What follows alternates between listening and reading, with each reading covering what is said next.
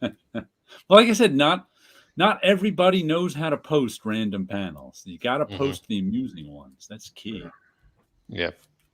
And not every comic panel is amusing. Although people like to post that one about the Punisher not paying taxes over and over. Yeah, some become memes. Good evening, everyone out there. Hello. And all the people in the future who might watch this. I don't know who that would be. In the far, far future. In the year 2000. We're going to say things on purpose to confuse the anthropologists. When the archaeologists dig this up and see what kind of cool cats were on YouTube in 2021, they'll go, ooh. Hey, YouTube is the perfect tool for an archaeologist. Oh, YouTube? Seriously, yeah. Blogs? There'll be so much material to go through if it survives out of the digital age. Right. That they'll have plenty of stuff to see what life was like in the 20th century. And you guys don't even pay attention to the weirdos. I worry about the person in the future who finds out about Chris Chan, the most documented person in history. Oh. I don't even know who that is. Yeah, but he is the most documented person in history just because of the fact that he keeps being the subject of so many YouTube videos. Okay. Most documented person in history. Yeah, but not an actual interesting person. Just for the weirdos. Just for the weirdos. Okay, the weirdos need something to do too. Mm-hmm. Weirdos need love too. But not from me. Nah. 3D man. That's in Isn't clipping. Everybody 3D man? That's gonna be on a card one of these days. 3D more to come. Because sometimes the ads are left over when I'm cutting things up for these cards. So, matter of fact, I made one with the Conan number 40 cover. I cut up to make some of these cards of because I was, cutting up the whole issue. And on the back, they had the Hero of the Beach ad, that really famous one. Right. And I managed to get a couple of panels out of that. I was like, ooh, there's a couple of clean panels here. Let's loot. The guy getting sand kicked in his face. A classic ad. Good evening, Terrence. Drive time listening. Well, we'll try to say something interesting. And not to distract you. Yeah. Isn't it funny when you're driving how you know everybody's name? No, I always liked George Carlin's observation on driving. Everybody who's going slower than you is an asshole, and everybody who's going faster is a maniac. Oh, well, this asshole's go faster. Wow, did you see that maniac? Absolutely. I agree completely. I am the only person on the road who knows how to drive. Yeah. Actually, I usually, when I'm driving, I just find a groove and stay there. I'm not interested in getting anywhere too fast. Shiitake, Portobello, and Chantarelli. Good evening.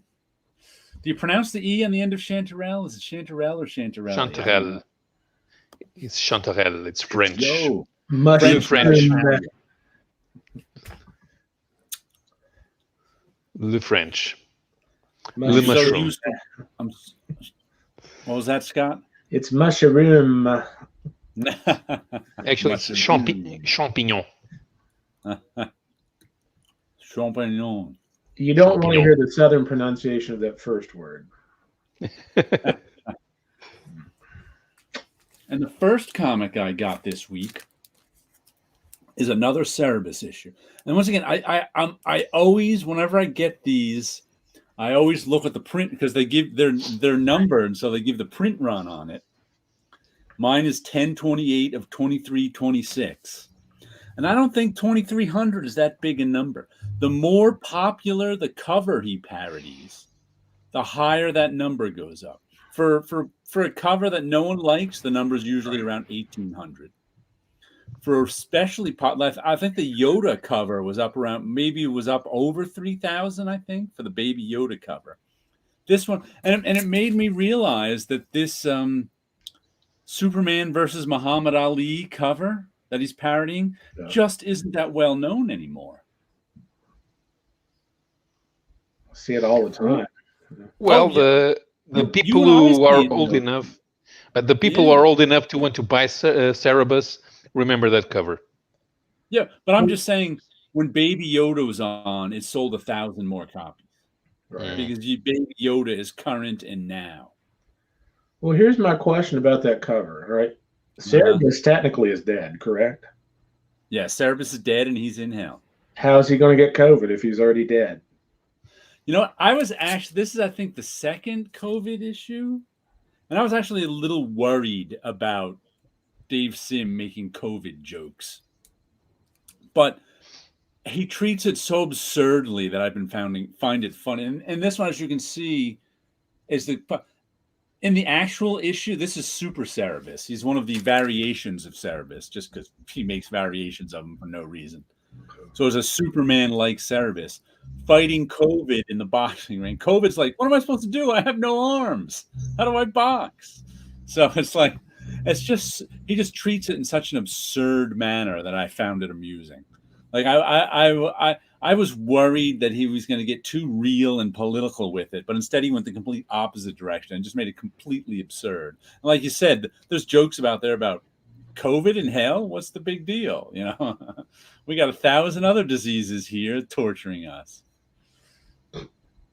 Muhammad who? Right, yeah. Neil Adams who? Muhammad Ali who? It's just made me realize, I mean, this cover just isn't as popular as it once was. I wonder how many of today's readers even get the reference. Would your average DC Comics reader recognize the Superman versus Muhammad Ali cover? Dave Sim quote, women are so much susceptible to COVID. Could be. Now he said, actually a Dave Sim quote might be, you know, if you trust in God, you won't get COVID. You know? But I don't know how. Wow. I don't know if he's one of those trust in God and you won't get COVID guys, or he's one of those God sent us a vaccine, you know, God made us a vaccine so we won't get COVID guys. It's tough to tell with these religious guys sometimes until they let you know what their point of view is. It could be either one. It could be, you know, the parable of the man on the roof, which is there was a flood happening and there was a man on a roof. Right. And a boat came by to rescue him. And he said, no, God's taking care of me. He's going to rescue me. And another boat came by and the guy said, no, God's going to take care of me. He's going to rescue me. And a third boat came by and said, no, God's going to rescue me. He's going to take care of me. Until finally the flood got so high that the man drowned. And he got up to heaven to see God. And he said, God, why didn't you rescue me? And he said, God said, I sent 3 boats. Why didn't you get on one of them? So there's that view of COVID, and there's the view of COVID, you know, there's the view of the COVID where God sent the 3 boats, and there's the view of the COVID that God's going to take care of me. I'm on this roof. So those are kind of the 2 opposite religious views, and I'm not sure which one Dave Sim would be. I'm not on the same boat that Dave Sim's on anymore, I can tell you that. Hello, cavernous ones. Good evening. But it was a decent issue. But like I almost find the number on this. I find it so interesting that he publishes it and it varies from cover to cover. I think it really shows you there's about 1,000, probably more. There's probably about anywhere from 1,000 to 1,500 people who will buy this just for the cover. And I don't know if they're buying Cerebus in Hell specifically or just that cover parody. I remember. Right. I just wonder what the number is compared to the number of Cerebus readers, you know, back when it was at its peak. Yeah, back when it was at its peak, I think I bet he was selling 10 times what he's selling now, at least. Oh, yeah, there was at least 50 or 60,000 Cerebus readers at its peak. It's pretty significant. If not more. There was a lot, but it was a regular comic. Right. Did you enjoy Spawn 10, Gus? Spawn 10 was like the first issue of Spawn that I ever bought, I think. But I still have it on my shelf. It was just sort of like a what would you call it? A Curiosity. It wasn't a curiosity. I'm just trying to think of how to describe the actual. There wasn't. It was like a celebration of owning your own character, is what it was. Because the issue, it was all about Todd McFarlane and Dave Sim not slaving away in the minds of Marvel and DC, but owning their own character. Other than that, I don't really remember if the story meant anything. Right. Todd was pretty arrogant back then, right? I mean, Todd's pretty arrogant now. Yeah, he always was. But the thing he was saying is, I am as important to comics as Dave Sim. I could see him saying that. I don't agree with him. I could agree with that. I don't. I mean, it depends on how you define importance, but Todd McFarlane certainly revived Spider-Man and had the best-selling comic of all time for a little while there. And I think Todd McFarlane's an important. I mean, I'm not a fan of his work, but I think I'm not going to deny his importance in the world of comics. Right, but these numbers are selling out in the 90s and 2000s as the best-selling comic of all time. They're not even close to what comics were selling in World War II. No, they were higher. Yes, they were.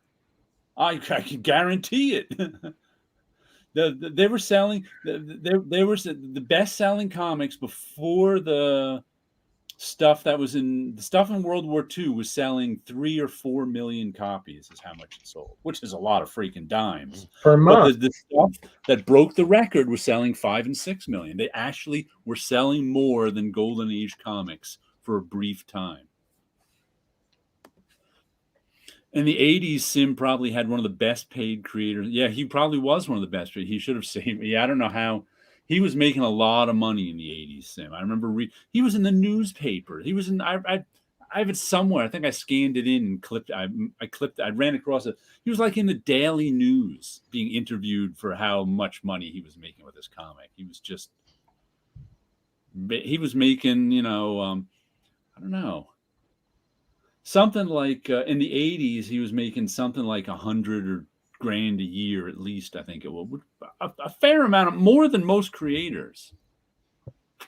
100 grand in 80s money. Yeah. Oh. Yeah, that's a lot of money. I forget. It may have even been higher. I'm not exactly sure. I'd have to remember, but if he had continued making that money, he could have been set for life after a certain amount of time. But he didn't and wasn't. It isn't. But yeah, in the 80s, he was making a ton. And with those phone books, I think he made a bit of money too. They do keep it in print. There are still people who want to have the collection. Although I'm not sure how many of them will be young. Yeah. He brought them back. He brought a bunch of the early ones back into print. But I don't know how.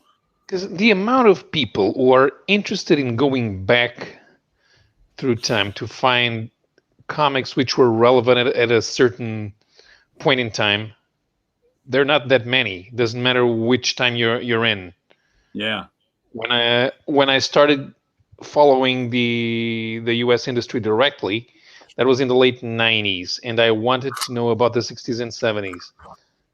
But that was not normal. Right. Especially because I was in my late teens, early 20s. So it's not what a guy who's 19, 20, 21 does. Right. So you're reading Robot Chicken or reading what Mego Twisted Theater on a daily basis then. Looks like Comic Crack's commute is short. He's home. It's not how short it is, it's what you do with it. Nah. He listened to our show, so he was doing the proper thing. Okay. Yeah, I just need to make sure that to get the computer on as he gets off the bus. I think most young people will read what's in front of them, and Cerebus isn't in front of them. Well, most people in general will just read what's in front of them. They won't seek out things actively. Yeah. If they're like filter feeders, it's whatever passes in front of you is what you're aware of. Yeah, but if you are interested in knowing about the things, you will know more about them well enough that when something similar or shows up, they will be interested in that. Just the vast majority of people don't think that way. Yeah. Yeah, not every. Cerebus was the first trade I ever saw and bought circa 1978. The Marvel Fireside books were the first trades I ever got. Thus, Origins and Son of Origins. I don't think I ever saw Swords of Cerebus. Swords of Cerebus was just 6. Yeah. They weren't like full-size trades you'd think of these days. They were like oversized in terms of thickness comics. I'd forgotten. You say only 6. That's standard for a trade. We've until I read that article in Puma Blues, I'd forgotten how revolutionary those Cerebus phone books were. Right. Because nobody put anything out like that before. Well, I don't know what 30 issues in one, 500-600 pages, more than 30. That just wasn't done before. Right. I'm sure there were a couple of books with about 500 pages in them, but they were more like library of comics type stuff. They didn't reprint it. Maybe something like that. Not one big story. That's the Smithsonian comics. You had books on like the history of comics, but not just dedicated. That'd be the only title as a reprint. At least not in the United States. I'm curious if they did something different like that in either the UK or Europe or somewhere else, or Japan, wherever. Maybe Japan, because I don't know how fast their model of collecting things. I'm only familiar with Japanese comics from like the late 80s to the 90s on, which is pretty much after the Cerebus phone book ones. Well, by that time, I think they were pretty standardized in size and. I would think so. Because that distribution model didn't pop up overnight in the 80s. It was around for a while. And here's the book Tim had a problem with. Crossover. And I was thinking about this. I enjoy crossover. But to me, it's like a B level. It's a B level book. It's not an A, which is fine with me. Everything can't be, Lake Wobegon syndrome. Everything can't be above average, even though B is above average, but still. But Tim was saying he got the trade of the first trade of this, and he had some problems with it. And I was like, if I had to sit down and read 6 issues of this, I might have a problem with it too. But issue to issue, month to month, it's okay. I mean, being that it's a story about comic book superheroes crossing over into our real universe, it's never going to make sense. That's just a premise that is never, ever again. Like this whole issue was about the Powers duo in our world interviewing this woman who's also so she's like, are we going to do this Powers thing? And they're like, what are you talking about? And she describes how the two characters in Powers banter back and forth, and they're like, what are you talking about? So in front of a green wall, I guess it said. So it was very meta, and you had to be paying it. I mean, I never read much Powers. I didn't like it. So this issue didn't amuse me that much, but it was okay. And when a book is just okay, I imagine it's a lot harder to read in trade. Because I got 11 books this week. One okay book amongst 11 is fine. Right. But if you're reading 6 okay books in a row. I like Powers. The thing about Bendis, It's not Bendis' style that I dislike. I actually like it, and when he's doing his own stuff with his own characters, it's an integral part of the book, and it works well for what he does. My problem with Bendis usually comes down to execution, especially when he disregards continuity, when he stops knowing what to do with the characters, when he starts having silly ideas that don't work with the characters, and that's what I actually dislike about Bendis. You just described the last few Star Trek series. Yeah, I've only read a handful of Bendis things. I just don't like his writing, so I'm not as detailed on it as you. The only Bendis I've read was Jinx. The thing that people who like Bendis tell me are his strengths. I don't understand why they think like his dialogue is so good. I think his dialogue is terrible. So it's like the people who like him think are his strengths. I think are his weaknesses. So I obviously just don't like his writing. So for whatever reason. Well, that's what I said. It's the character, the way he writes dialogue works when they're his characters, his vision alone. When he starts I didn't even think that messing. I only read one issue of Powers a long time ago that I don't even remember, but I didn't jump out at me. When he's writing the Avengers, it just doesn't work, especially when the two of those Avengers are Wolverine and Spider-Man. Yeah, I know the one like Marvel thing from Bendis. I remember it was an issue of Ultimate X-Men, and I forget who it was. Storm and somebody talking, and it could be any two people. There was like nothing of their character in the dialogue. It was just dialogue. It's like he didn't try to write like Storm was saying it, and he didn't try to write like, I don't know, Wolverine was saying it. He just wrote.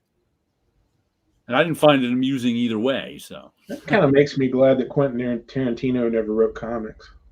Because we like Quentin Tarantino. Never heard the end of him, self-professing how great he is at dialogue. I like his dialogue. I enjoyed Ultimate Spider-Man from Bendis, my favorite. I read Ultimate Spider-Man. It bothered me on a couple of levels. Not that I thought the writing was terrible in Ultimate Spider-Man. Actually, I think I read the first trade of Ultimate Spider-Man. But to me, Ultimate Spider-Man was sort of just more decompressed storytelling, kind of that. He took the first issue and a half of Spider-Man and retold the story in 6 issues. And to me, that was just like, I'd rather read if I was a younger reader and never read those early Spider-Mans, I might like it better.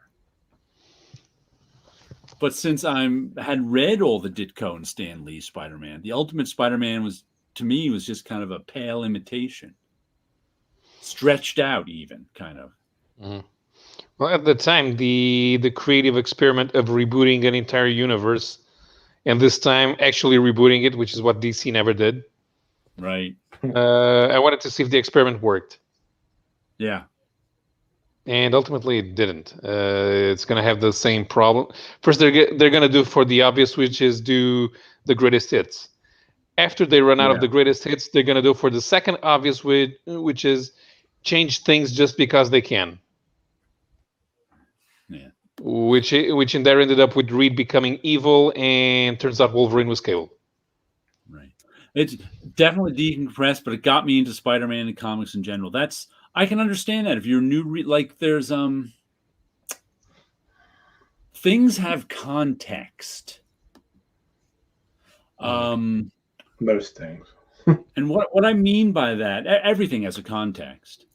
But but that's different than things being relative, kind of. When I say some things have a context, if you've never read, like, let's say Spider-Man before, and the first thing you read is Ultimate Spider-Man, you might go, wow, this is really good. I enjoy it, because the context that Spider-Man exists in is that's the only Spider-Man you've ever read. Right. But then your buddy says, oh, you should go back and read the Steve Ditko Spider-Man. Oh, you should go back and read the John Romita Spider-Man. Oh, you should go back and read the Todd McFarlane Spider-Man. Oh, you should go back and read the John Romita Jr. Spider-Man. And as soon as you read all that other stuff, the Spider-Man you first read exists in a different context. Yeah. And it now exists in a context of there's these 1,000 issues of Spider-Man, and I might like some of these other ones. And these, 6 issues I just read, though I loved them when I read them, right. Now when I read them again, they're not as fresh and new. And I can see its relations to the stuff that came before it. And it's the same. It's the same with music. It's the same with anything. Yeah. Yeah. And it's a really sad comment now that if you suggest something to somebody thinking they may like it, they label you as a gatekeeper. I haven't paid attention to that stuff, so people can call me a gatekeeper. I always say I'm okay with being called an elitist. I like good stuff. I don't have to like bad stuff. I agree with Harlan Ellison. There are some things that are better than others, period. Yeah. It's not different. It's not worse. It's just better. I'm okay with being a comic book snob. I don't have to like bad. I don't have to like everything.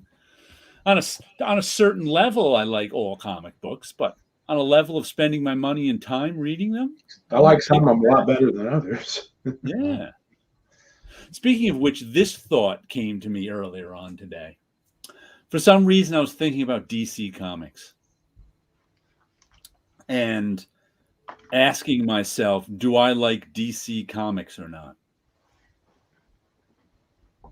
And my answer generally is I don't know, because I haven't bought any of them. Just finishing Steve Ditko's run on Spider-Man is definitely better than...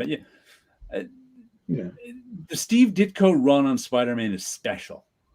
But we'll talk about that in a minute. So anyway, I'm thinking about DC Comics, and I said to myself,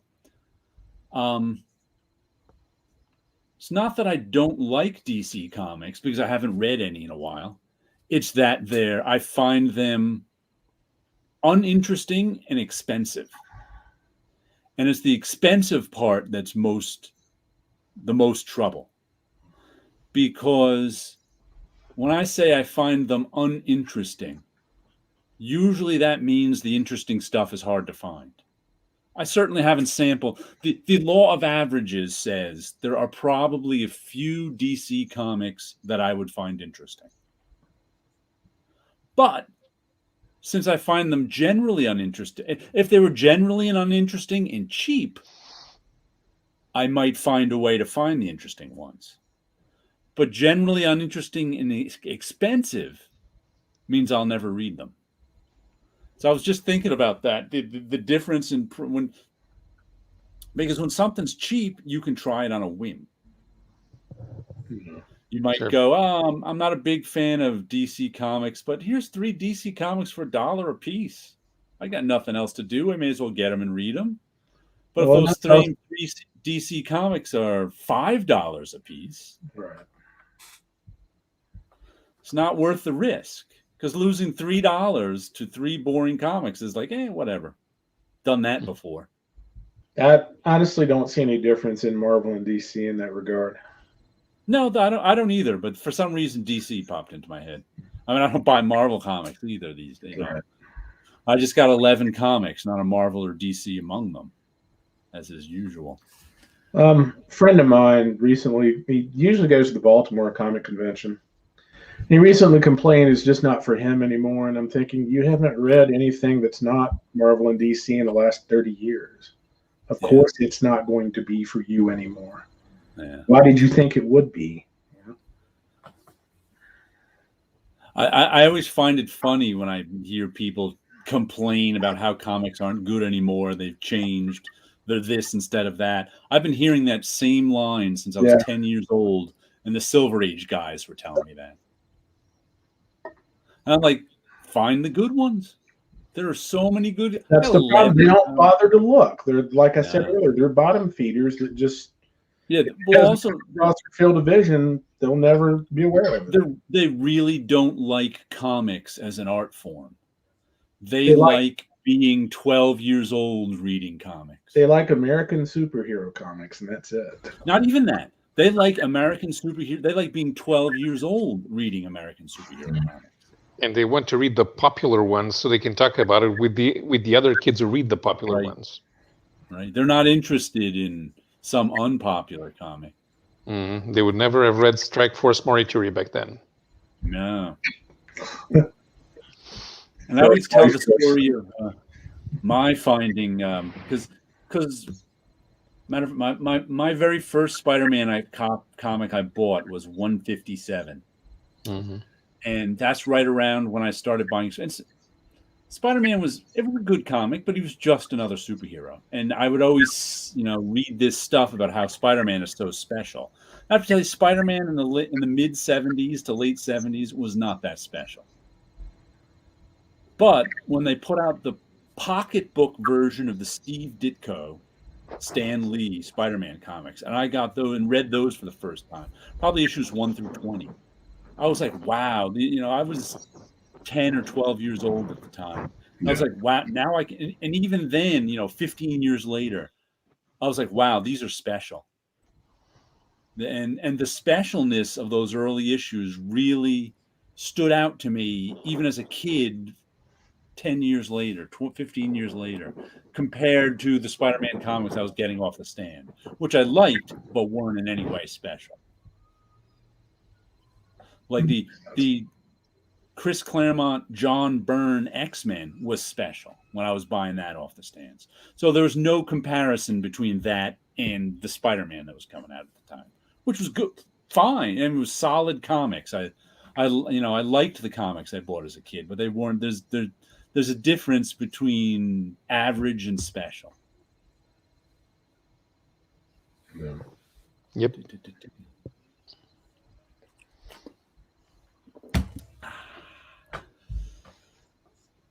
And let's see another comic I got.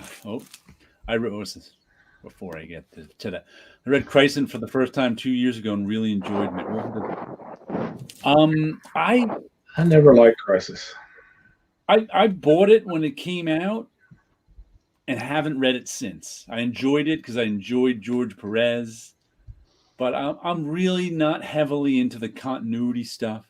And I've had my friend Rob, who bought it when it came out too, and had reread it years later, was like, it's a bit ponderous, and he doesn't like it as much anymore. No, I think that people who are more critical of it figured out the main problem with Crisis, is that it's fixing a problem that isn't there. Yeah. The continuity itself was never a problem. If I was reading it now for the first time and I was, 20, 30 years old, it would be an interesting historical artifact.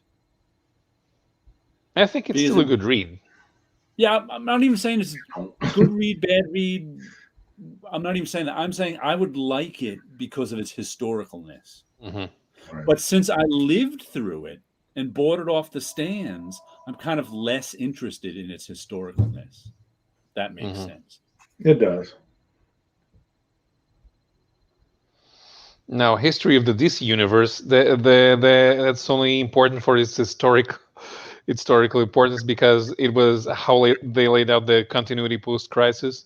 So if you want to find out how they did it, you buy History of the DC Universe as a companion to Crisis.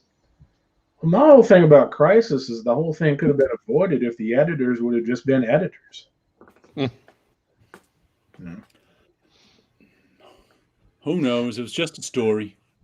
I think they did want something that was commercially viable in a way that got people talking about what they were going to do after. And in that regard, it worked. It's usually understood that what DC needed to be in 1982 was Marvel in terms of sales. Because creatively, 1982 is when they started becoming what they needed to become. 1982 is when when Vertigo actually started. When they put out Camelot 3000, that was the roots for Vertigo. Swamp Thing was already coming out. They did that Unknown Soldiers. Although no, that was a little bit later. The Unknown Soldier by Jim Owsley. That was a little bit later, but it was around that time. Though there were a bunch of series even before Watchmen came out, between 1982 and 1986, who were the creatively what Vertigo was going to become. Mm-hmm. And that's why they didn't need to be Marvel. I'm trying to think. Right. Graphic Man didn't like the art direction in 19, but there was plenty of other comics besides Marvel ones, especially in the 90s. Mhm. Holy cow, is there a lot more comics to buy? There were a lot. I spent the whole 90s not buying Marvel comics and still bought comics every week. There's no reason to be loyal to a company. Be loyal to good comics. Yeah. I mean, I was a Marvel kid, but then I became an adult and bought good comics. It didn't matter who they came from. Right. Yeah.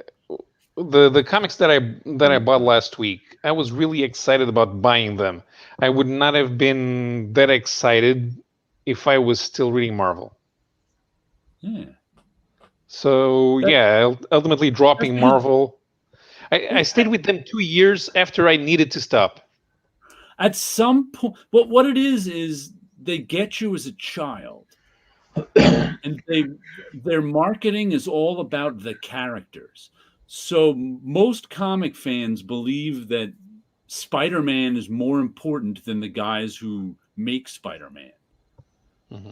But if you want to continue reading comics, you have to realize that's not true. You have to realize that the people making the comics are the most important thing, and you have to follow what they do and not care who they're doing or where it comes from. Otherwise, you'll stop buying comics like Graphic Man did. He stopped buying comics in the 90s because to him, it was still important to buy Marvel comics, but he didn't like any of the Marvel comics. So it's kind of like, then you have to go you have to go find the people whose stuff because you didn't actually like Spider-Man. You liked Steve Ditko's Spider-Man.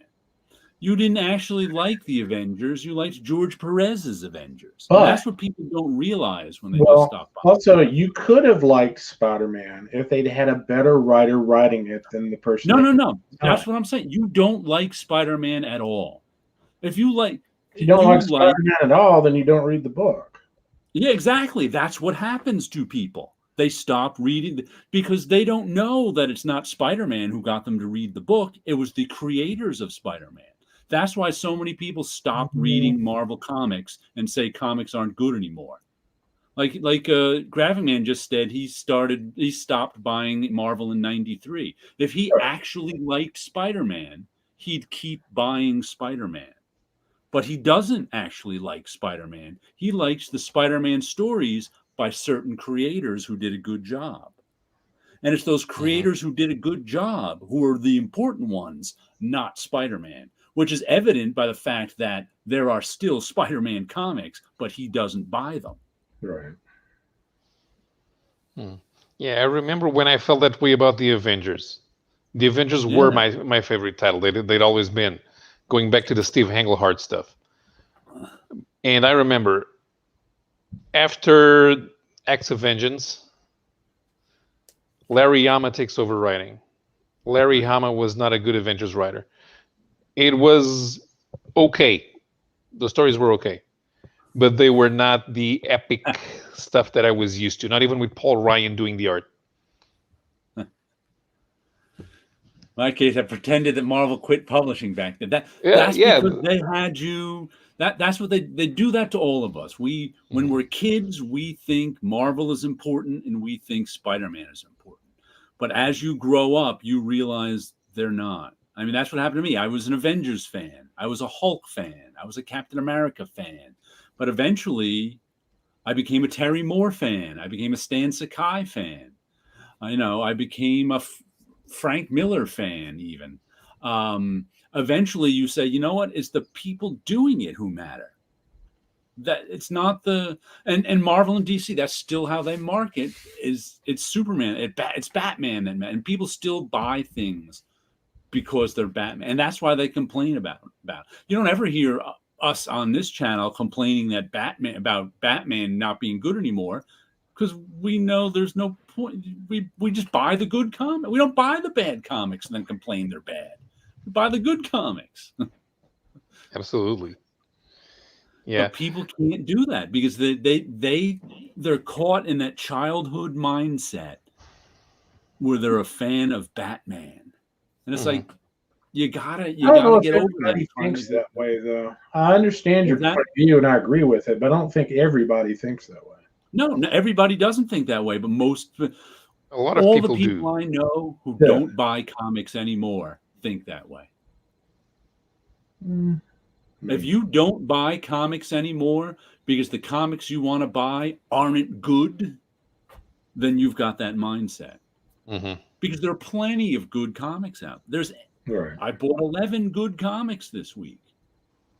There's plenty of good comics out there. Paolo just came out. How many things did you get at the con? 3 heavy bags. Yeah, we're in a golden age of good comics. Yeah. So for people to say there's no good comics means they're caught in that mindset. They just don't look for them. Right. Yeah. In some cases they keep buying the usual. They keep buying hoping it'll get better. Or they quit. And they quit Marvel and DC with comics. That's the biggest problem, is equating Marvel and DC with comics. And it isn't back to what my friend said. He said, he didn't like any of the newer comics, and I said, well, I told him there's plenty of good stuff out there. They're just not being published by the big two. Yeah. And his retort to me, well, they're characters I don't care about, and they have the same problems. It was like, that reply proves to me that you've never read any of these books that you've talked about. And it proves to me it's not the characters they care about. They don't care about the characters. They think they care about the characters, but they actually care about the creators who made the characters good. That they like the stories that certain creators did. And if they were to follow those creators, they might find other characters they like. Because they don't know that the characters are not separate from the creators. Yeah, Silver might be an exception to that. They see to them, the costume and the brand are the most important thing, even when they don't like it, which makes no sense. That wouldn't happen with soda. Let's just say you're a Coca-Cola fan. You're a big Coca-Cola fan. And every 8 months, they put new people in charge of the recipe of Coca-Cola. And for a while, most of them make the same recipe, but it's like a game of telephone. The further you get down the line, the further they get away from the recipe you like. Yeah. And you just know that one day there's going to come out one Coca-Cola cook, and he's going to say, everything you knew about Coca-Cola is wrong. We're going to change everything. Right, but would you continue to drink the Coca-Cola even though you don't like it, or would you stop drinking? But what happens is they stop drinking the Coca-Cola and they don't drink any other cola. They say, cola is no good anymore. And you're like, but there's these other 90 brands of cola you might like. No, cola is no good anymore. I want the cola from when I was 12. And like, but you're not 12, and here's 90 times. Here's 90. The same guy who made the Coca-Cola when you're 12 is making this cola. And you're like, no, I don't like that cola. I don't want that cola. I want Coca-Cola. I'm like, what? That's what people with their love in Marvel and Spider-Man are about. When it's like, no, sports fans are even Marvel worse. And Spider-Man. What was that? Sports fans are even worse. Well, sports is different in that you root for a team, but most people, when your team is terrible, stop watching because your team's Most just not people entertaining. don't. Most people just keep watching and bitch about it. Oh, I know. I keep watching the Giants games and bitch about it, but that's a different thing. But I know I know the 2021 Giants aren't the 2011 Giants, and I know they're not going to win, and I know they're not going to entertain me as much. As and a I don't pay fan of attention to the games as motorsports, closely. I have a thing that differentiates me from people who like ball and stick sports, because ball and stick sports as a personal identification with the team on a tribal level, and on motorsports we're actually watching the show. If you are a Giants fan, are you going to watch a game between two other teams when the Giants aren't playing? Yeah, occasionally, but I'm not as into it as Right. Giants. I'm not as emotionally involved. NFL fans are crazy, okay? Because if there's two teams that aren't playing, that are playing that I don't care about, I will not watch it. But there are people out there. Right. We have the same thing with soccer here. 24/7. That's because there are people who bet they on get that games. extra day. Yeah. That's because there are people who bet on games. That's why they watch. Yeah, but we have the same thing with soccer here. You watch your team. You don't actually like soccer. You like watching your team play soccer. Your team, which is funny because they don't care when their team also has a basketball team, but they don't watch the basketball. They just want to watch the soccer. Right. Well, I just watch football. I don't watch any other sports.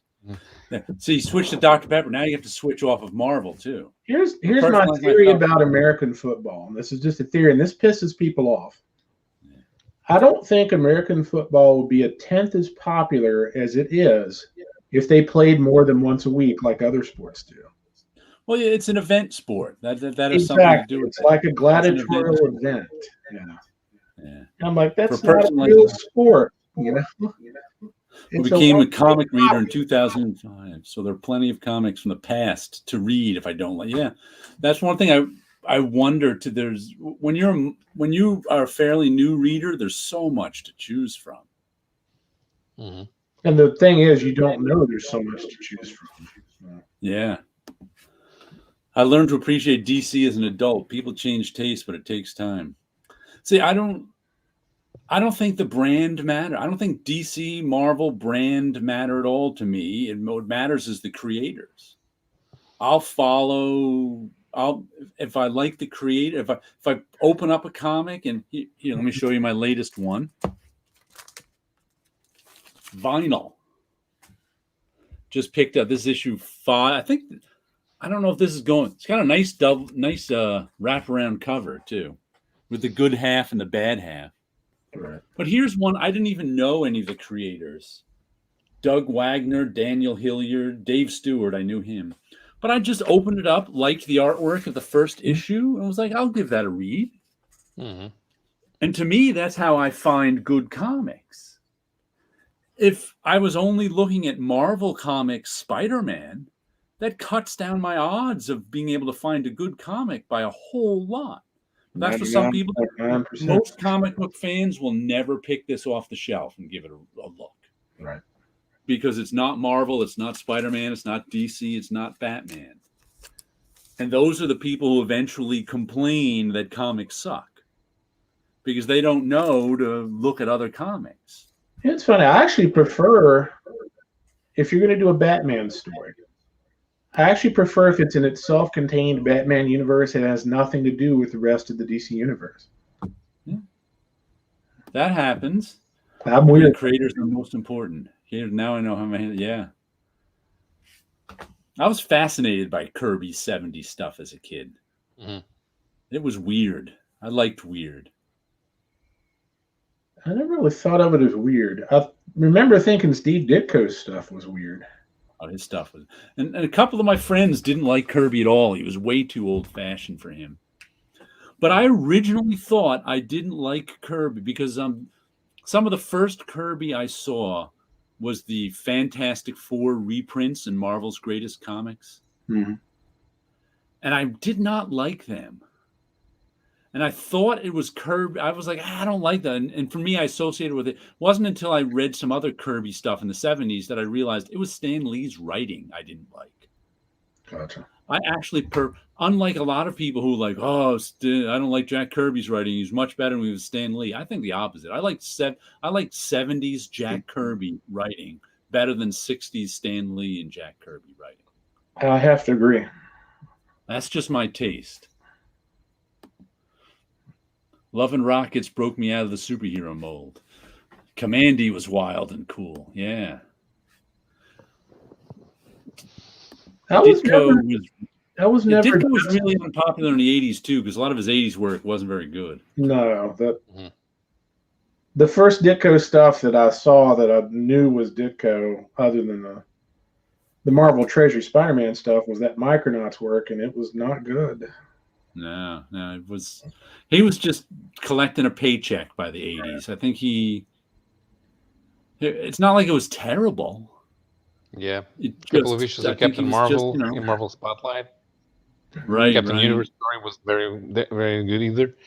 There was that Hulk annual drawn by Ditko and inked by Byrne. Yeah, he always had good inkers because all the Ditko fans wanted to ink Ditko. Right. Because they loved Ditko so much and wanted to make him current, but never really happened. Mm-hmm. Yeah, I remember disliking very much when Ditko replaced Sal Buscema on ROM. Oh yeah, very jarring. Especially because that stuff was even okay though. That was some of the better 80s Ditko. Oh, there's Howler. Yeah, and there's a couple of issues of ROM that were inked by P. Craig Russell. Craig's a huge Ditko fan. Mm-hmm. Hello, Tim. Look, it's Tim. Tim, are you there? Wake up.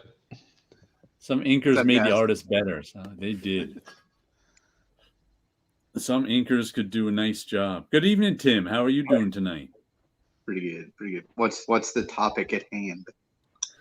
Oh, we're discussing Steve Ditko, and we're discussing how people have to stop thinking they're fans of a company and a character. They should be fans of the creators. Because because like I said, how they market to us as kids is what's important is Marvel and Spider-Man or DC and Batman. And as you get older, you have to realize that that's not what's important. What's important is the creators making the books. Otherwise, you will eventually, sooner or later, you'll be saying comics aren't as good as they once were. Because all comics are to you are Spider-Man and Marvel or Batman and DC. And eventually you get tired of it. They get creators on it who you don't like. And it's not that comics aren't good. There's still plenty of good comics out there. You just have to break out of the Marvel thinking that only Marvel and Spider-Man, that Marvel and Spider-Man are what you like and not the creators who did good Spider-Man stories. And that's why people stop buying comics, because they don't know to go look for good comics. Because I've been hearing the same story my entire life. Since the Silver Agers first told me that the comics I were buying sucked and comics suck now. I've been hearing that same story for 45 years. And comics don't suck now. People just don't bother to find the good ones. And the good ones might not be Marvel and DC. They might have been the good ones when you were 12 because you never read any other comics. I'm going to go out on a limb here and say something controversial, even though I think most of the people on this channel are a fan of this. I think Usagi Yojimbo is as good of a comic as ever been done by anybody anywhere. Yeah. Mm-hmm. It is because it's done by one guy. If Usagi Yojimbo was done by 25 different guys, we wouldn't be saying that. No. But that's just because one guy has kept up the quality for all these years. No. I don't have inkers don't matter. I don't have any. All my favorite inkers are from the 80s and the 70s. Yeah. Tom Palmer. The 90s. Tom Palmer is my favorite inker. I like Geeked Out. Joe Sennett, Tom Palmer. Yeah. They're both. That is such an old guy question. My And Joe favorite Rubinstein. inkers are guys who ink themselves and do it well, like Bernie Wrightson and Craig Russell. And then you had the guys that did the black and white Conan books. Just about anybody was on those. Yeah. Right. But it's amazing how like inkers don't even matter anymore. There's like inking is almost non-existent these days. Yeah. And by the time we got to the 90s, the who was inking didn't really matter. Well, a lot of some of the companies, I'm not going to name them, but they said that there will be no more superstars on their books. So they're not making them, let them be superstars and stuff. Yeah, Marvel said that. I heard big editor, I can't remember who, it might have been Bob Harris, I can't remember, say that at Marvel in the 90s after the Image comic. They said, we're never making a star of an artist again. Yeah. And even though those guys aren't around anymore, no, that practice, like, it never happened again. It was worse for Bob than it was for everybody else, right? I mean, he lost 3 guys. Yeah. Who was the Spider-Man editor? Fingeroth? He lost 2. Salicrup. Salicrup. Okay, yeah. Yeah, he lost 2, but Bob Harris as the X-Men guy lost 3. Yeah. Kevin, Then they walked across town with the DC office and said, we're just letting you know what we're doing. Yep. Childhood loves are hard to break. Yeah, but you've got to understand those are your child. It's not like you have to break your childhood loves. You have to realize that your childhood loves are your childhood loves, and you're not gonna love them in a. If I pick up the latest Spider-Man issue, it's not going to hit me like a random Spider-Man issue did when I was 12. That's just the context in which I read it. Mm-hmm. Yeah. See, when I hear childhood love, I think of the girl I dated who ended up being an extra on an elevator in Dallas and posed in lingerie in a corner of a page of Playboy. I miss that childhood love. That's an actually interesting story. Tim, you're a Jay Giles song. Nah. And once again, it's all about context. I was too old for He-Man. I think it's terrible. So I don't think it's terrible. I just think I was out of that age range when it became. Yeah, that's why I think it's terrible, because I wasn't in it wasn't for me. He-Man brought a lot of joy, and the toys were spectacular. It was a time where right place, right time. I thought the toys were terrible. I thought the comic was terrible because I was too old for them. That's all. His hairdo was terrible. If you were the right age for He-Man, you loved He-Man. He was a blonde Ramon. There's nothing wrong with that haircut. He wasn't a blonde Ramon. He was a blonde ABBA member. Made Kick-Ass look good. Yeah, Palmer's a man. I mean, Palmer's cool. When I got to meet him at Baltimore Con, he gave me free. I sat there and told him about his style, how he made me look at art and different brushstrokes. I mean, he really made me start noticing the inkers. Palmer is the one that did it when I was a kid. He told his handler not to charge me for signatures after the talk we had. And I'm like kind of proud of that. You know what I mean? I was like talking art with the man who's been living as an artist for 50 years, you know. I always thought that Kevin Nolan was an underrated inker. Yeah, Kevin Nolan brings this atmosphere to his work. You know what I'm saying? Like, but colorists are the inkers now. Colorists do a lot of the jobs the inkers do. Which is why a lot of inking now is just thin holding line, if it's inked at all. A lot of stuff isn't even inked anymore. They just darken the pencils in Photoshop. I'll say some after Scott here, about colorists. So. I was going to say, 8-inch colorists are not the worst ever. Colorists in the 50s and 60s. Good God. All the yellow. I think not only yellow, but just some of the choices they made. And it wasn't not necessarily, I understand that they didn't have great technology for printing to work with. I get that. Woody was a great artist. He was probably the most. He was probably the most popular artist of the 50s. See, I was getting ready to say when it came to inking, I mean, I really was going to say that I love seeing Wally Wood on Jack Kirby.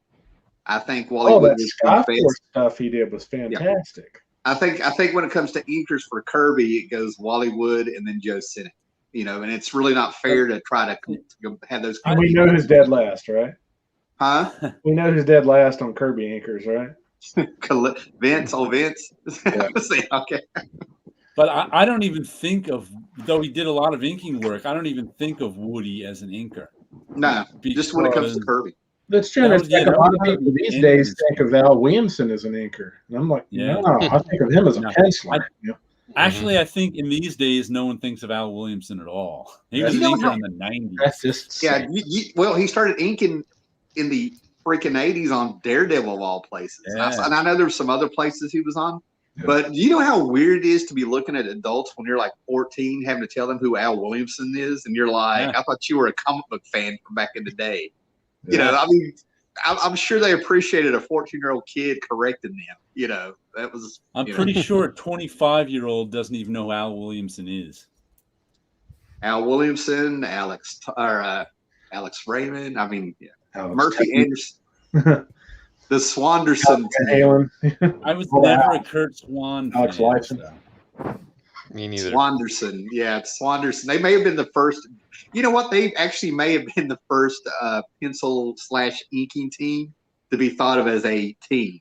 You know what I mean? Yeah. And they called them Swanderson. That always cracked me up. Rather than just individual. Let's see here.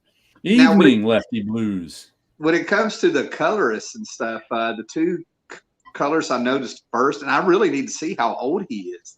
Steve Olaf. I feel like we've had this conversation, or I've had it on a comic book roundtable. Steve Olaf's been around since the 70s, hasn't he? Yeah, and he charged right in with what was going on in the 90s with the computer coloring or something with Image. I mean, his name was on Spawn, and I saw it before them.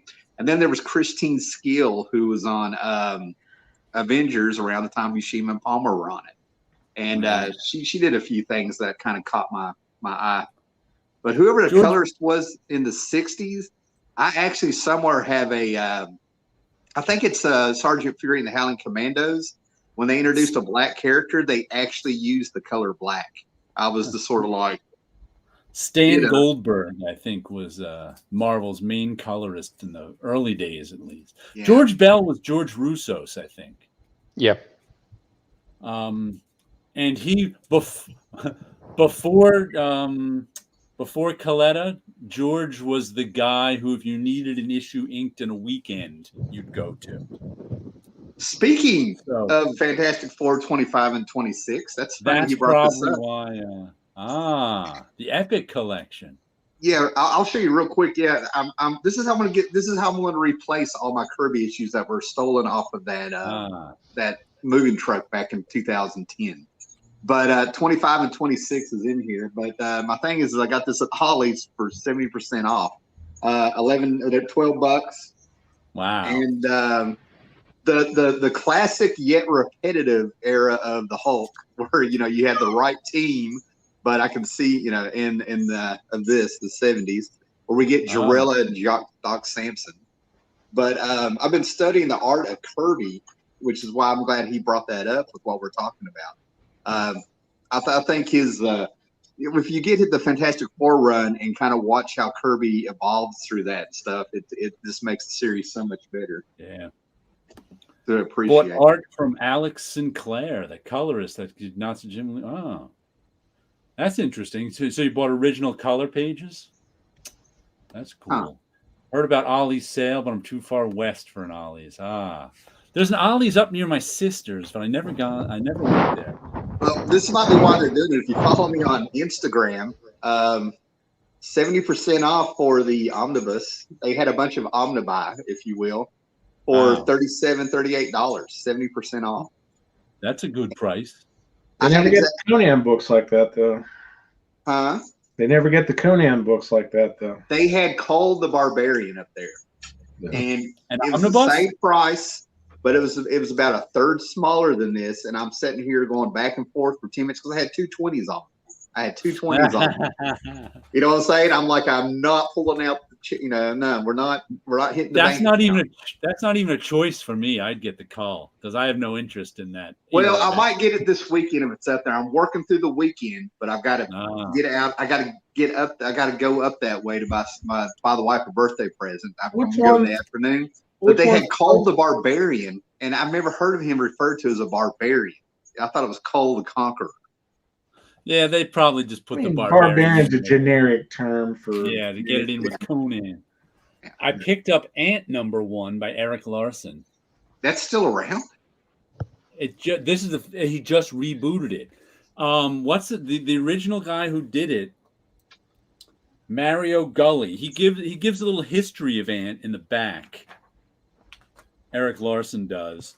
And how it gives a little one-page history of Mario Gully and him coming up with Ant and this and that and trying to get it going. Until one day he went to Eric Larson, who he said he always knew liked Ant, and went, I'm done with this. I want to sell you Ant. So Eric Larson gave him his asking price and bought Ant from him and decided to reboot Ant. Okay. It was a solid Eric Larson comic. It was good. I enjoyed it. But I was like, why does Eric Larson want to buy someone? He even said, I never thought about buying someone else's creation. I never thought I would, but he said, would you buy it from me? And I said, sure. So it's really interesting. Eric Larson doing Ant. It reads just like an Eric Larson comic. I'll have to look up the history of that because there's no such thing as a single ant. They're supposed to be a colony, Well, the guy who invented it was doing a year in jail. And a single ant crawled by him, and that inspired him to make Ant. That's the story in the back. I want the story about the guy in jail who's talking to the single ant. There's a better story there. I could already tell. That's how you get Kafka stories. Yeah, we're both isolated from our hive. What about Hi-Fi? Is the story Hi-Fi? I don't know. Not sure who he's referring to. Howler. How is the gutter space when you open the omnibus? Can you see the edge? Is there any gutter loss in it?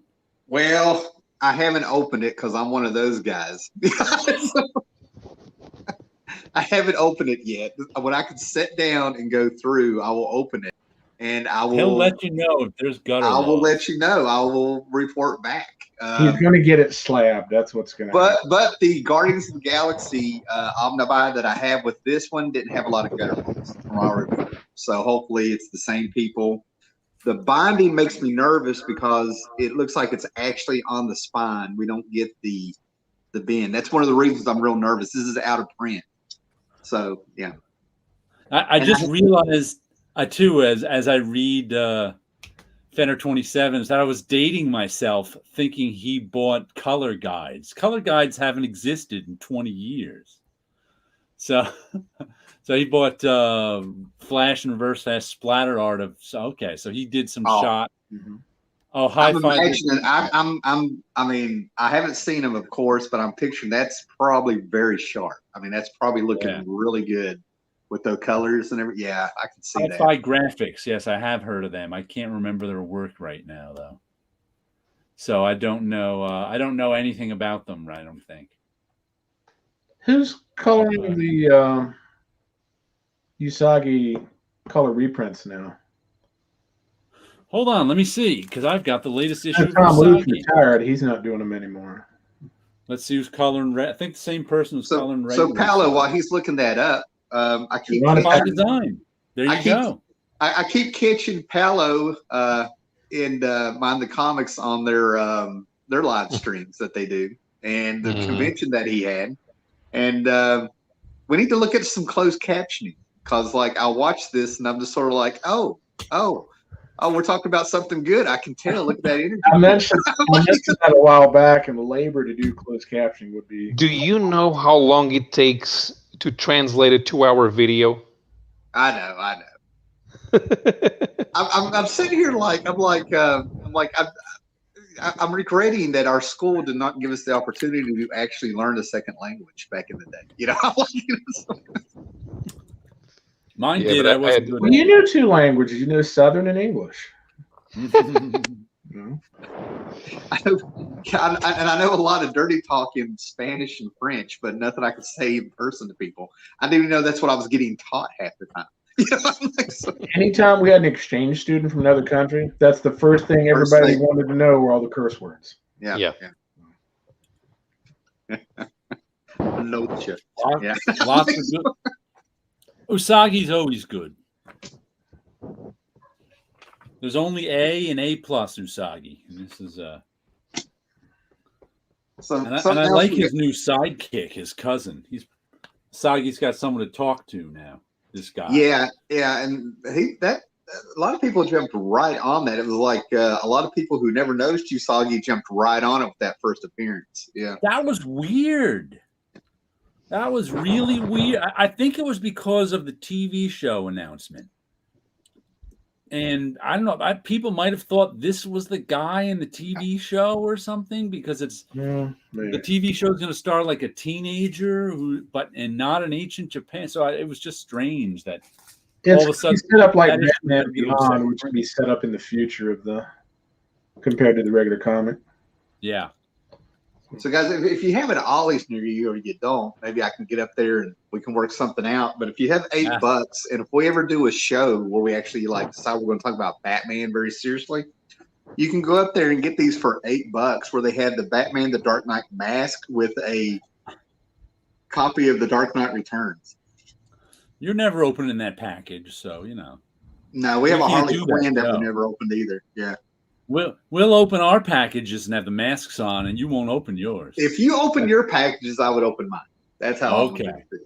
I already have a 3-volume hardcover deluxe set of the Dark Knight, so I'm not going to buy it just for a mask. So. Yeah.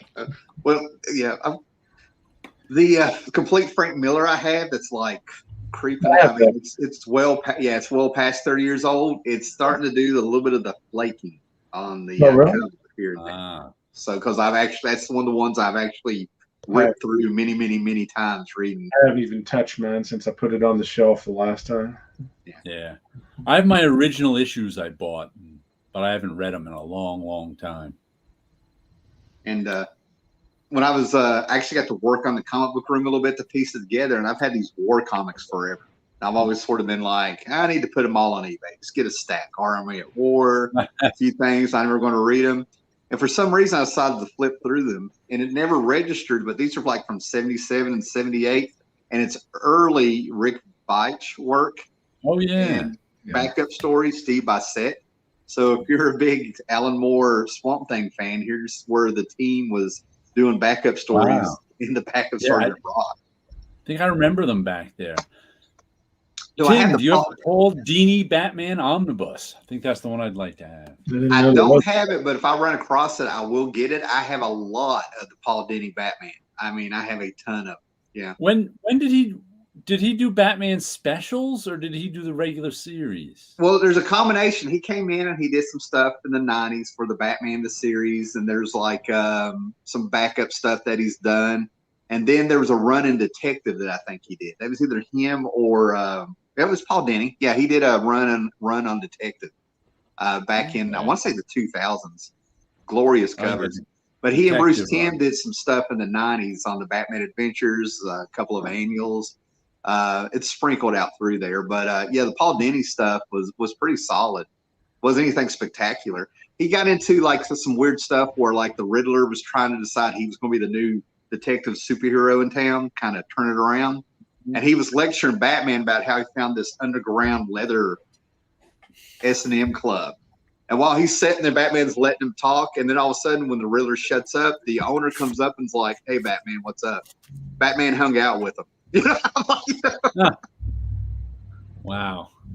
I have to talk about Spawn again, because the writing continues to amaze me. I haven't read those. I got 219 and amaze me in the wrong way. You know how they always, I don't know if you've ever heard this, they always say that in comics you should show and not tell. Yeah. Makes sense. There's 2 instances in this where they broke that rule, and it just baffled me. And I don't know if it's the artist's fault or the writer Todd McFarlane's fault. And like in the second page, it says, each black creature then combines with many others, beginning to transform as they near the ground, consolidating, then form shifting. It isn't something new. Most of them have been doing this for centuries, turning from animals to human form with effortless ease. That sounds really cool. And we get a picture of them just landing. Yeah. There's no form shaping. There's no a whole bunch of bats turning into one form and then shifting again into human. It's just like the description of what's going on is so much more interesting than the picture of what's going on. I blame Todd. I don't know who's to blame for that, but it's like you got a description of a panel that was drawn by Jim Steranko, but it turned out that Rich Buckler actually drew it. Written by Steve Gerber. Written by Steve Gerber. Yeah. With and then another thing I noticed, he must have learned this from Jack Kirby. Remember how when Jack Kirby wrote in the 70s, anything that was like slang or sort of any kind of phrase, he'd put in quotations? Todd McFarlane does that too. In this sentence, consolidating, then form shifting isn't something new. Form shifting is in quotes. Like, we don't know what fun. And I always found that weird when Kirby did it. Now we find it weird when I noticed he did it a couple of times in this issue. It's like, why would form shifting is sort of a compound word that we might not know. What? Well, we've all read comics. We know what form shifting is. As long as Jack Kirby's Harrys don't pop up, we're in good shape. That's all I want to say. You know? Then let me show you the other one too. That here we go. With that, Spawn bends over, begins to saw, using the spiked edges of his forearm gauntlet. The cracking and oozing of bodily liquids and bones are sliced through in mere seconds. That sounds pretty interesting, right? That's all in a panel of Spawn just standing there talking, and then we see a severed head in the next panel. So maybe he's trying to set a mood. Maybe he's trying to set a mood. You know, just that a whole mood. Great gruesome description of him cutting off the head with the spikes on his uniform. And we don't get to see it. We just get to see Spawn sitting there with his eyes glowing. It's like, I get a lot of enjoyment out of this book that's not very good. And did you buy Gunslinger Spawn? I did. It's only $2.99. That's why I bought Gunslinger Spawn just because I've been buying these first issues of Spawn, and I've been getting the Brett Booth connecting covers. So I got 2 out of the 3 Brett Booth connecting covers, and I'll get the next. Gunslinger Spawn was drawn by, the forgotten comic book artist Brett Booth. It was okay. It was solidly okay. I think Brett Booth did this Backlash Spider-Man crossover in the 90s. He did. And it made me realize this man should be on Spider-Man, just from the advertisement I saw for it. He had Spider-Man and Backlash back to back, and that was one of the best Spider-Man I've ever seen. Yeah, I always find Brett Booth kind of amazing in that. There's a little interview with him in the back I just glanced at, but he considers himself part of the second wave of Image, which is true. Yeah. He was probably within the first couple of years of Image Comics. He came on board. And he's been drawing comics ever since. But he's like never been a name, never been a fan favorite. Never does anybody say, "Ooh, Brett Booth is gonna." It just amazes me kind of how unknown he is. Terry Gamble, Tom Raimi, Brett Booth. There's like a bunch of these guys that just blows my mind why they're not bigger, like you're talking about. Brett Booth is right in there with them. He should have like a pretty good fan following after. I mean, he's a solid art. He's a decent artist. He does the sort of detailed stuff that people like. He should have at least been on Greg Capullo's level. But Greg Capullo really didn't get famous till Batman, the New 52. And he did some New 52 stuff, but not Batman, so he never got famous at all. Yeah, Capullo really, Capullo, when I first found him, was on Quasar, where he was doing like this Right. John Romita Jr. style. Mhm. Then he's years with McFarlane, kind of drawing in McFarlane style. Then you started seeing some of his style creeping in there over the years. And then it's Right. like Batman, bam, there he is, like you're saying. Yeah. I think his X-Force after Quasar was interesting. I actually found him. I only saw in Quasar. The Brazilian publisher wasn't publishing Quasar, but they published a couple of stories because they were part of the Galactic Storm crossover. But Okay. then he was sort of a regular on X-Force after one of the summer crossovers. And I don't remember how long he stayed there before he jumped ship to work on Spawn.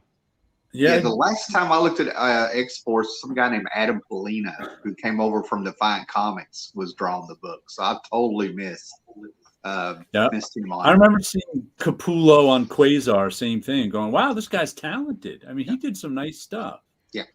It's solid. It got better. Yeah, drawing a pregnant man, in homage to Demi Moore, he nailed it. It's awesome. Yeah.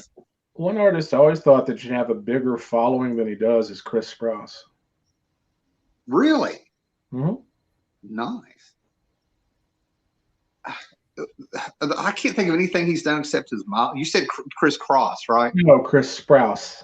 Oh, Chris Sprouse. Oh, yeah. He did Tom Strong.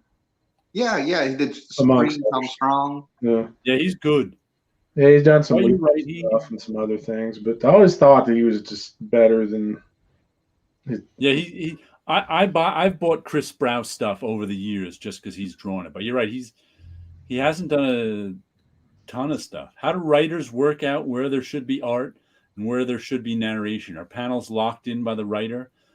Can artists draw something that allows the text to be removed?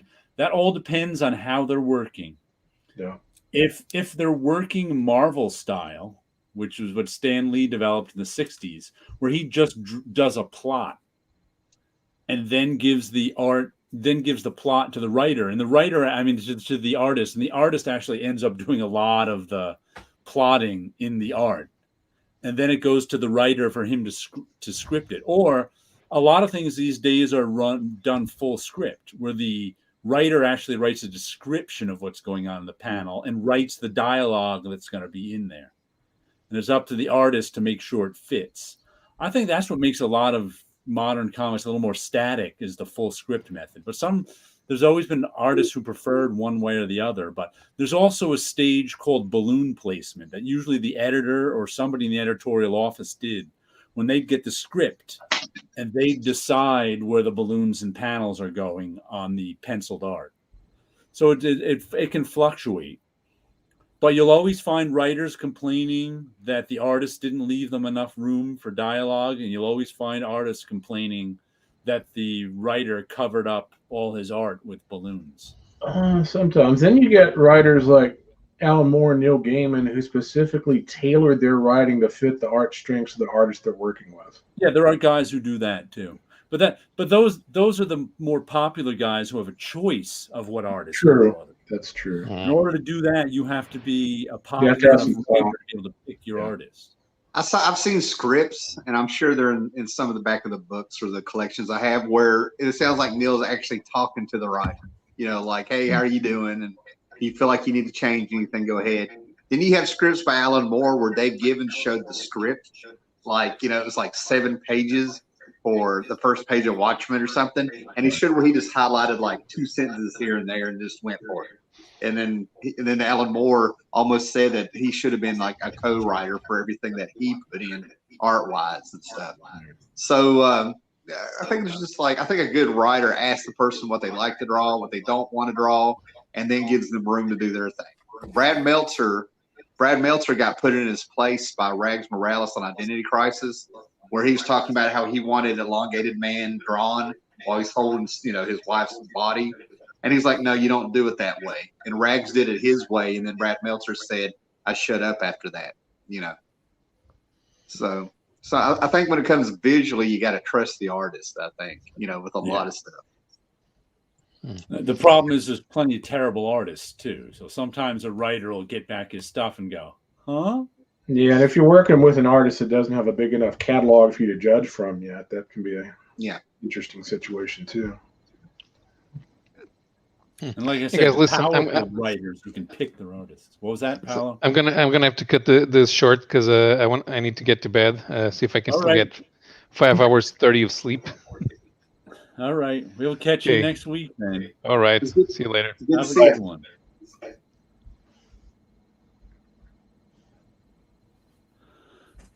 And Paolo is gone. I think one of the things I kind of laughed at. I'm trying to think who did. Hold on a second. I'm going to pop out and back in again because my sound is breaking up. Oh, okay. Well, while he's doing that, you cracked me up, Scott, because like within 15 minutes, we both saw Howard Chaykin was coming to that Big Lit Comic Con. I was going to send you that, then you just posted like he's already seen it. Yeah, it was the oddest thing. I got like 5 a notification. I'm sitting there at work. I'm dying at work, just covered up. And all of a sudden I get like my phone's going off like a pinball machine. And like the first or second notification I got was Chaykin's coming to Big Lick Comic Con, How can you hear now? I'm still getting it breaking up. Let me turn the speaker on. Oh my goodness. I can't see the comments. Is there any good comments?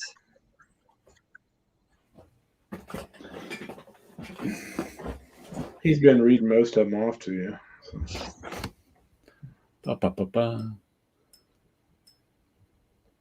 And then there were 2. We're 3 again. Yeah, I know it's on my end too, this speaker stuff, because we've gone through it before. Is DNA? I haven't read DNA Agents since it came out, but I enjoyed it in the 80s. Yeah, Mark. Okay, I've read 2 issues, and it was back in the day, back in the 80s when they did that secret crossover with the Teen Titans. The recombatants in Teen Titans were actually the DNA agents, and then when you read that DNA Agents, it was the same story told from 2 different points of view, and the characters were all like secretly drawn different, but you know who was who. I didn't really get a kick out of the DNA Agents. Mark Evaniers' writing he hasn't really wrote anything except dialogue that really blew me away in comics. Well, I was going to okay.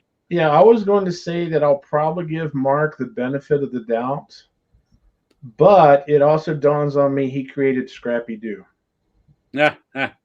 That's true. I mean, he actually is the one right there. Like, I don't know about that. No, wait. You're serious? He actually is the guy that did that. As far as I know, he's the creator of Scrappy Doo. Oh, geez. I don't know if the flow of a comic is always better, but I tend to gravitate towards single two creators. I think the vision of the comic is better. Like what he's seen in his head and what he's writing comes through, because I've heard writers. Like what's their name? Brubaker and got his name Phillips. That's good stuff. Mm-hmm. So it's not not all like that. Good evening, architectural and foam panels. Evanier also he also wrote the Dungeons and Dragons cartoon, which Tim loves, and I don't. Yeah, I love it.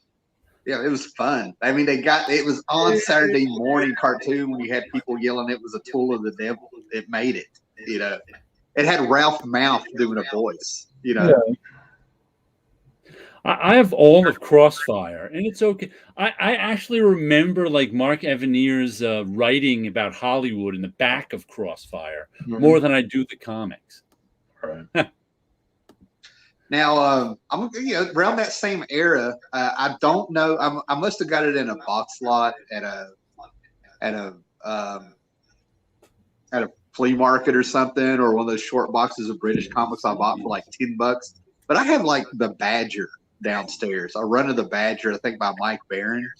I cannot bring myself to read this book. It just sounds ridiculous. Has anybody read the Badger? Well, it's funny you mentioned that because when I was reading Nexus, and they got to the part where the Badger was brought into the story, it just seems like he was like shoehorned in from another universe somewhere. It just didn't seem like it fit at all.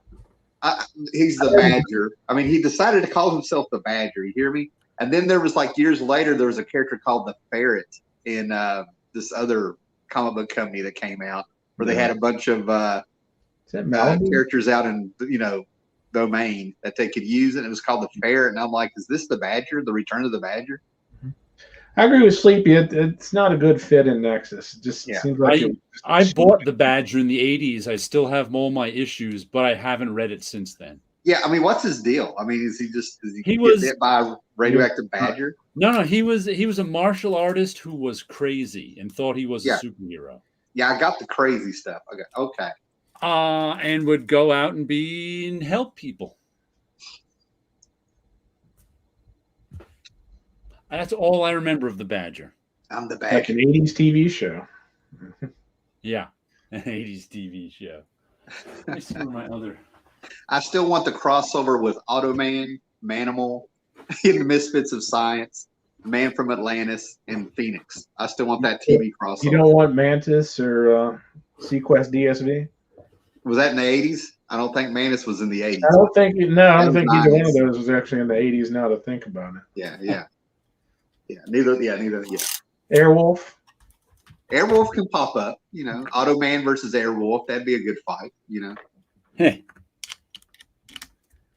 No, what you want, Tim, is you want Megaforce too. And a little Delta Force, Barry Bostwick in spandex. Exactly. Yes. With a headband and a beard. Let's bring it back. Yeah. And Bill Stout did the art for that ad that you see on the back of all those comics. That's cool. I actually know a guy that owns that art. Nice. Hey, Jared, did you hear that Howard Chaykin is going to be at a comic book convention near us in Roanoke in February? I saw you posted that. I was like, cool. Yeah. I'm kind of pumped. I'm hoping I have time to go. So, yeah. I mean, I can see me getting insulted, but it'll be worth it. The one time I got to hang out with Howard Chaykin all day, I had a good time. Good. Awesome. I'm not going to take any Star Wars stuff if I go, but he's a little tired of seeing that Star Wars. A little tired. Yeah, I'm going to take some Thrill Killer, I think. Some Batman Thrill Killer from the 90s. So, yeah. Thrill Killer. Let's see, what else did I get? Time Before Time, issue 6. And this is one of those issues where it's a done in one. I can't remember if the story ended in issue 5 or not. I don't think it did. But issue 6 was a done in one with Declan Shavy has been, or Declan, was it Shalvey? Declan Shalvey has been writing this rather than, because he's an artist who worked with, who did he work with? Wasn't it Warren Ellis on one of the trees or something? Then he was writing this and another artist was drawing it. But this issue, Declan Shalvey is drawing himself, and it was really good. I mean, he's better than the artist he hired. But it was a good, sort of poignant, done-in-one issue. But I'm like, did the other story end? It's all this time travel stuff in it. And this is a done-in-one stuff. Like, there's these two time travel syndicates who are kind of battling each other. Time travel was invented, like, 2442 and 3261 each have time travel, and they kind of keep it on the down low. And like, if you want to disappear, they'll send you back to whatever year you want to go to, and that's where you'll live now. You can disappear from your own time. Go to and in this issue, we really see they're gangsters. I mean, they're a real syndicate. So I think with my deal, I'm done. I'm done with time travel stories and have been for a while. When you realize that if somebody's messing with you, all you got to do is go back in time and mess a little bit to where they're never born. You can't quite do that. As long as I usually time travel stories scare me off. As long as they make rules and stick to them, I'm okay. Yeah, rarely do they. Like, you can't go back in time. The time boats or whatever they are they're tightly watched. You can't just travel wherever you want, whenever you want. And as the one guy who tried to escape found out, they tied him to the outside of the time machine and took off. So he just died in this nether world of time travel. Because if they strap you to the outside of a time machine and then time travel, you don't survive it. But then, like I said, I still think like the first issue of that was really good. And then the rest of the story was okay. But like the first issue, the setup was better than the rest of the story. Gotcha. So it's a little like, But that was as good as the first issue. That So was, the concept was better than the execution. hey, my computer just turned off. What's that? Yeah, the concept. You got a gremlin running around there. Yeah, I got all sorts of things going on here. My monitor all of a sudden doesn't have an HD. All of a sudden, my monitor went black over there. Like, that's not good.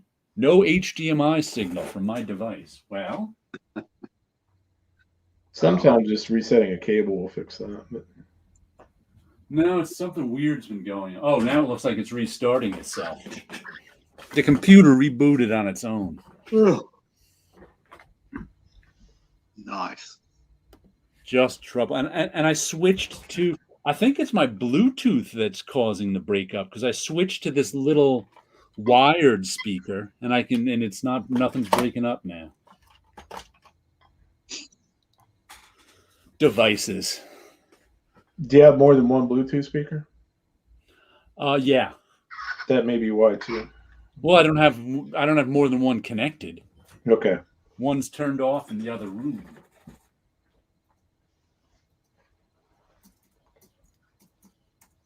Let's start that one up again. Tim, if you actually do talk to Howard Chaykin, you should ask him like who all the analogs are in the Hey Kids comic series. Like, is this who I think it is? We'll make up a diagram before I go, and I'll be like, can you look at this real quick and see if you can figure it out? Right. Oh, is that the Badger had a corny, crazy issue with the Marx Brothers? Mm-hmm. Badger hangs out with a wizard. Yeah, I think he hangs out with an actual badger too. Storm going to Portugal, just lost power for a while. Maybe Paolo. Now Paolo had to go to bed. He's on a new schedule. So I saw him had to leave Graphic Man's channel early on Wednesday night too. Steve Gerber. Yeah, I can imagine Badger being Steve Gerber-ish. That's how I remember it too. Sequest. Never watched Sequest. Airwolf. Mantis. All sorts of cheesy television shows. J.H. Williams' Echolands 3 was amazing. I am holding off for a hardcover edition of J.H. Williams' Echolands. Just because to me, I was looking at that going, you know what? I just don't want to pay $5 an issue for Echolands. I want to pay whatever for a really nice, oversized hardcover of Echolands. I think that's what I'm going to do. So if you buy it again, would it be Echolands? Mm-hmm. Chaykin's Avengers 59? I don't know that one at all. Oh, Tim, what was 59? What was that Thrill Batman series you were just talking about a few minutes ago? The what Thrill series? Killer? Thrill Killer is a Batman, Batgirl, Robin story set in 1961 during the Beatnik era. Was Thrill Killer drawn by Dan Brereton? Yes. Okay, it is what I thought it was then. Yeah. I didn't realize that Chaykin wrote it. My original trade I took with me for when I was traveling for work, and somehow a bottle of water got in my suitcase and leaked. So my original trade from the 90s, which I found out is a collectible, is wrinkled up. So I had to order a new one with the Elseworlds brand on it instead of with the DC brand instead of the Elseworlds brand. And I've got a couple of original issues, so I'm going to get them to sign that. You know, Kramer was a good movie. I enjoyed that one a lot. I didn't realize that Chaykin wrote it. I don't know if you've ever seen that one, but I liked it. It was time. Crossfire and Rainbow. Crossfire had the Crossfire and Rainbow had the Marx Brothers in it. Not see, this is the stuff that like keeps me coming back to YouTube, man. The people who like actually read their comics, and they know their stuff. I love it. You know, Avengers 1959 was a miniseries. I don't remember that at all. I vaguely remember something about it, but I always go. There's always this Avengers from the 50s that they bring up from a What If issue, and they popped up in Avengers Forever. So when I think I heard about Avengers 59, I think I just assumed that's what it was. Somewhere I still have the Crossfire and Rainbow miniseries because I was buying Crossfire and I was buying D and Agents. So of course I bought the Crossfire. I think I have 2 copies of the first issue of Crossfire, and I remember. And if it's the same guy, he popped up in Eclipse's Crisis on Infinite Earth. Yeah, I think he was there too. That's where I found Crossfire, and he was just a stunt man. I might be getting mixed up with something else. I don't know. I'll look it up later. Yeah. The whole concept of the character I'm thinking of, it was like a harness from World War II that gave you powers. A bad costume. You know? I have to mention, I actually finally started up my Patreon this week to put my artwork on. I looked at the date. Yeah. I'd originally done everything to set up my Patreon in 2014. And I never, because I was always like, well, what am I gonna give? My Patreon might be the same year as yours. I've never really, I've done that. All I did was register, get it going. Yeah. And finally, I put together some like digital magazines of my art. I'm like, that's what I can give people for a couple bucks a month.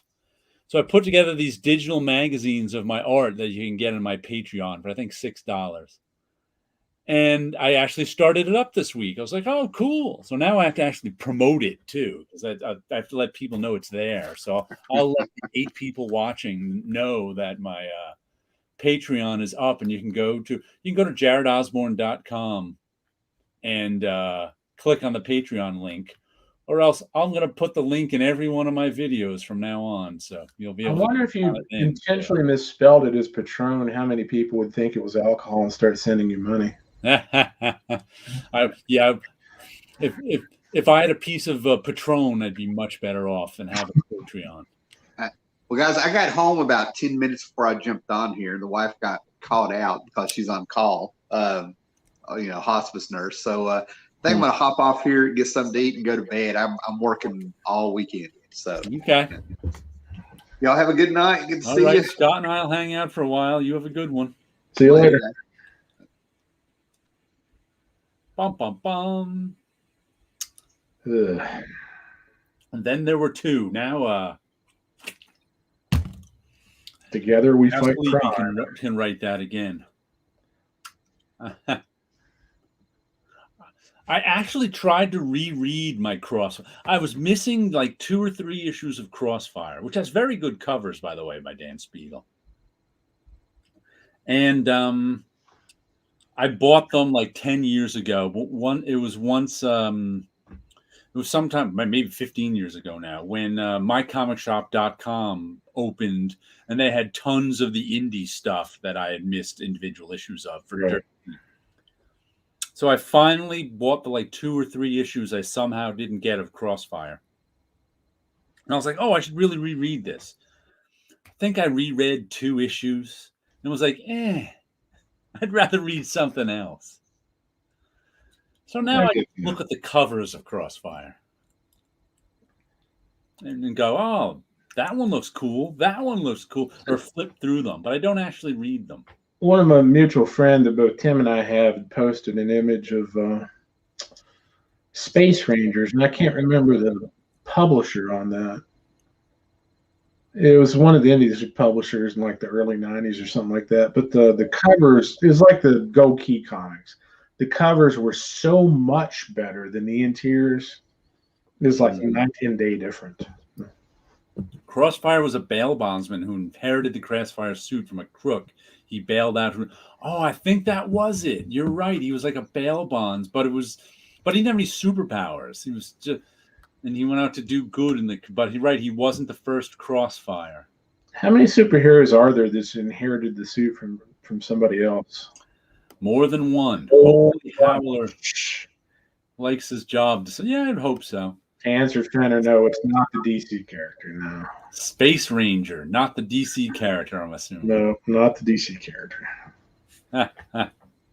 Can't remember. It was a smaller indie company. I can't remember what company it was now. We should do, since a rip, read, and tear, even though there's only 2 of us left. That's fine. A rip, slab, whatever the heck would. the name is. Oh, there's one. This is from September 1964. You should call it 1 out of 3 ain't bad. And it's all stuff I've never seen before. I don't know if that makes it harder or easier. I think that makes it harder. There you go. Possibly. Because the only thing we have to judge it by are those covers. Oh, boy. And that's what? Adventures of Young Dr. Masters, number 2. Hot Rods and Racing Cars, number 71. And Toka, number 2. The Jungle. Wow. That's going to be a tough one. I have no idea what Young Dr. Masters is actually about. I can make assumptions based on the cover, but that's it. It's a guy who goes on adventures and can parachute. Or it could be a really bad pilot. Yeah. I think I'm reading Young Dr. Masters. I want to know what he's up to. I can see that. Slav, or is that? I think I'm going to have to agree with Fenner. Yeah. Slav Toka, read Young Dr. I think that's what I'm doing. I think we're all on the same page here. I don't think any of us like hot rods, is what it comes down to. It's okay, but it doesn't interest me as much as the other ones do. Rip hot rods, Slav Dr. Young, and read Toka. I think, you know what? I have discovered here there's not a lot of crossover between comic fans and hot rod fans. Maybe that's why there's not a lot of hot rod comics. Unless you're an Alex Toth fan. Because we're all ripping that hot rods book. Now, if I knew that Alex Toth had some art in the Hot Rods book, then I may change my mind. Yeah, well, we all would. But I think he only did Hot Wheels, as far as I know. Right. But that Toka, probably alligators jumping at him. I think that's the best cover of the 3. Young Dr. Masters isn't too bad, but that one looks better at small as a thumbnail. No, although I have to say that orange is a very odd colored choice for a parachute. Almost pink. It kind of looks orange here, but I can see where it'd be pink too. And I think the reason the plane crashed is because it's yellow. So. That was a fun one. All right, I don't want to add to screen. I want to delete it. Stop screen. There we go. It's gone. Let's see. What are my last few comics I got? This one disappointed me. I bought this one just for the shiny, eye-catching cover. I wanted it in my the cover caught my eye. I guess it's some kind of chromium that I really liked, that purple on it with the orange. I wonder how that would look without the chromium effect. That not nearly as good. They had it without the chromium right next to it. Gotcha. And I had no interest in buying the one without, even though this was $1 more, this was $5 instead of $4. I had no interest in buying the one without the chromium. It's part of the Something is Killing the Children. Oh, okay. It's I guess a prequel of sorts. It's one of the characters there Something's getting ready to kill the children? Yes. Okay. And I barely made it through the comic. I just didn't have. I've read some of Something is Killing the Children on Hoopla, and it was pretty good. But this one it was too prequel-y for me. There was nothing in it that interested me. But I do love that. I do love that cover. I think it was worth it. It's going in my bought only for their cover section now too, because I really like that effect. And it's really the chromium makes the cover. It really does. So. Even though I'm not buying any more of it, I was happy with that purchase. So it's a one and done as far as that goes. Yeah. Comic fans are not sports car fans. Oh, Damien. Except for Gore Vidal. Let's say to Damien, since Gore is here, you need to send him that picture of the cheerleaders that we found. So Gore Vidal is the one hot rod fan crossover guy. So he's reading hot rods. Mm-hmm. Yeah. I can't even remember the last time I bought cover that had a funky effect on it. Yeah, to me, the chromium was worth the $5 because I wasn't even interested in the comic to begin with. But that's just kind of, that's just kind of. I also wanted some. I often show my students examples of '90s specialty covers. I figure I better have some from today too. Wasn't there a Ghost Rider cover in the '90s that glowed in the dark? That's not play. Yes, there was. That's not playing the game. Architectural foam panels. You either play the game or you don't. Saying you read them all means you're not playing the game. Is Dreadstar worth reading? I like. I don't know. From what I've heard, it is, but I can't. I like the Metamorphosis. I like the pre-Dreadstar stuff. The Metamorphosis Odyssey and the Price. I started buying the Dreadstar comic way back when in the 80s, but then it just turned into a superhero comic. What was republished in Epic Illustrated? What was that? What was republished of his in Epic Illustrated? It wasn't republished. It was originally published. Oh, that's where it originally was published. That was Metamorphosis Odyssey. Because that's the only part of that stuff that I've actually read. And after Metamorphosis Odyssey, and Metamorphosis Odyssey was this trippy, weird, sci-fi, mystical thing. And after that came out a graphic novel named The Price, which was less trippy, mystical, but still trippy and mystical. And then he came out after that, and it was all one story. He came out with Dreadstar. And Dreadstar started out a little trippy and mystical and then turned into a space opera, superhero story. And I lost interest in it after like the first 6 issues. But my friend Rob continued to buy it all the way through the run. He enjoyed it. I just haven't read enough of it to have an informed opinion. Yeah. I said, if you like the weird stuff like me, it's not worth it. But Rob likes more mainstream stuff, so he enjoyed Dreadstar all the way through. Corbin likes Dreadstar.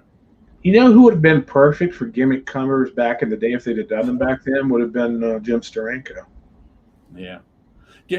Fancy covers and special effects are 100% a gimmick. Yeah. But sometimes the gimmick is nice. Sometimes it's not. Like when DC put out all those hologram covers, I bought 1 or 2 of them just because of the gimmick. Just because I put I can't remember if it was 1 or 2. I'm like, you know what? I want 1 or 2 in my collection just for the gimmick. Same thing with when Marvel put out the what are those called? The sports flick covers where you change it to different lenticular covers. I picked out the one that went between McFarlane and Wyachek's Hulk with him and Wolverine looking at his claws and a new version, just because I wanted it for the gimmick. Right. So it's like you can get me with a gimmick cover, but I'm not the type of person who's going to collect all 42 of them. That's not going to happen. I think I was reading Robin back then in the 90s, and they had like some holographic covers, but I didn't buy them specifically for that. It just whatever I ordered, that's what came in the shop. So.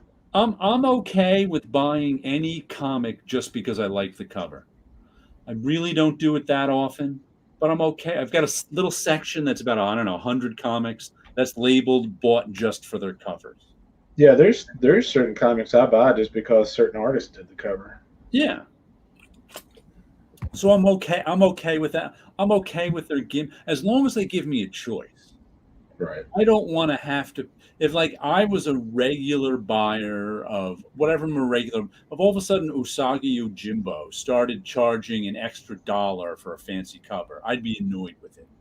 I agree. But if they give me a choice between the regular cover and the gimmick cover, and I can buy whichever one I want, I'm fine with it.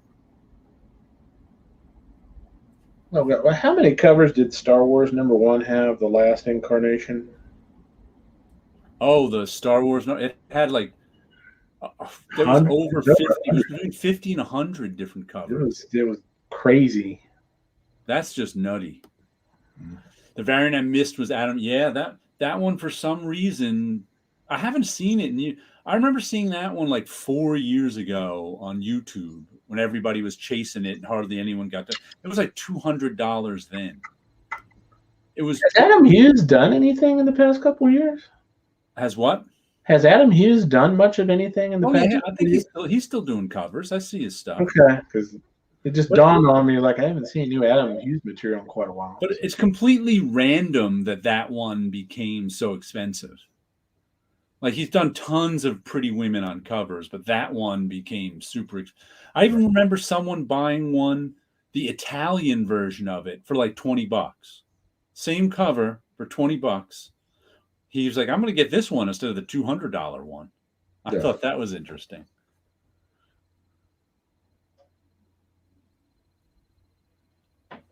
Mm-hmm. The other thing I was figuring out today, I launched my Patreon this week, and I decided it was time I tried to figure out how to do NFTs. Oh, God. Non-fungible token. I mean, making them, not buying them. Because I've got tons and tons of art I can make, and tons of digital art. May as well see if I can make some money off it. Holy cow, was that confusing. First, you have to set up a cryptocurrency wallet and cryptocurrency account. And then you have to choose a place that a marketplace to sell the NFTs on. Right. So that's what I did. I chose Rarible. I think of one I chose. Then I also there was another one, Rarible, and there was another one I can't remember the name of, where you have to, because Rarible, anybody can sell anything. The other one is like you have to submit your stuff and they have to approve you. I put some stuff on that one too. But it was like, then I got to this point, like I got everything set up. You have to set up I was using Coinbase. Set up your Coinbase account. You have to set up your Coinbase wallet, which are two different apps. Right. You have to link your Coinbase wallet to the NFT site. You have to create an NFT and upload it, and then they put it for sale. In this process of uploading it, I kept getting this error that I didn't know what it meant. You look up what it meant, you can't find some weird error. Finally, after an hour or two, I discovered if I just change from the Chrome to the Safari web browser, everything works fine. I'm like, and I found that advice, online. I was like, okay. So I got an NFT up, and now another thing to be ignored. But the main problem is when you're an artist and have no fans, there's no one to go to these places. And so that's true. It's like, who's gonna bid on it? Like, I got my Patreon up and running. I've got one friend who signed up for it so far in 6 days. So it's like, we'll see what happens. I just wonder how long it's going to be before somebody has the idea of creating an NFT slab. I don't understand why people want to understand. There are people that no, don't go there. I'm only going down the NFT route because I can't. I mean, I have it costs me nothing. Right. I mean, I'm not even going to. It might come to nothing, so it doesn't matter. How about commissions? Once again, you got to find commissions. That's a whole other rat race, and you have to do stuff people want you to do rather than your strength. So I'm not against commissions, but actually getting them. That would actually be an interesting topic or an article if you could ask 100 different artists, what's the one commission somebody had you draw that you hated the most? They probably wouldn't have drawn it. Adam, wow, that's up to $600. Last I knew it was $200. That was 5 years ago.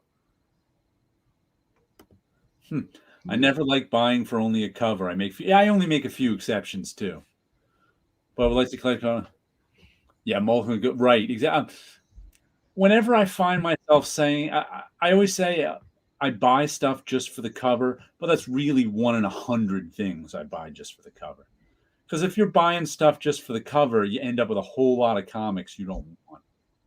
Yeah, and then I'll buy stuff just for the artist. If it happens to be just because he did the cover, that's fine too. What I do now is I collect the covers digitally.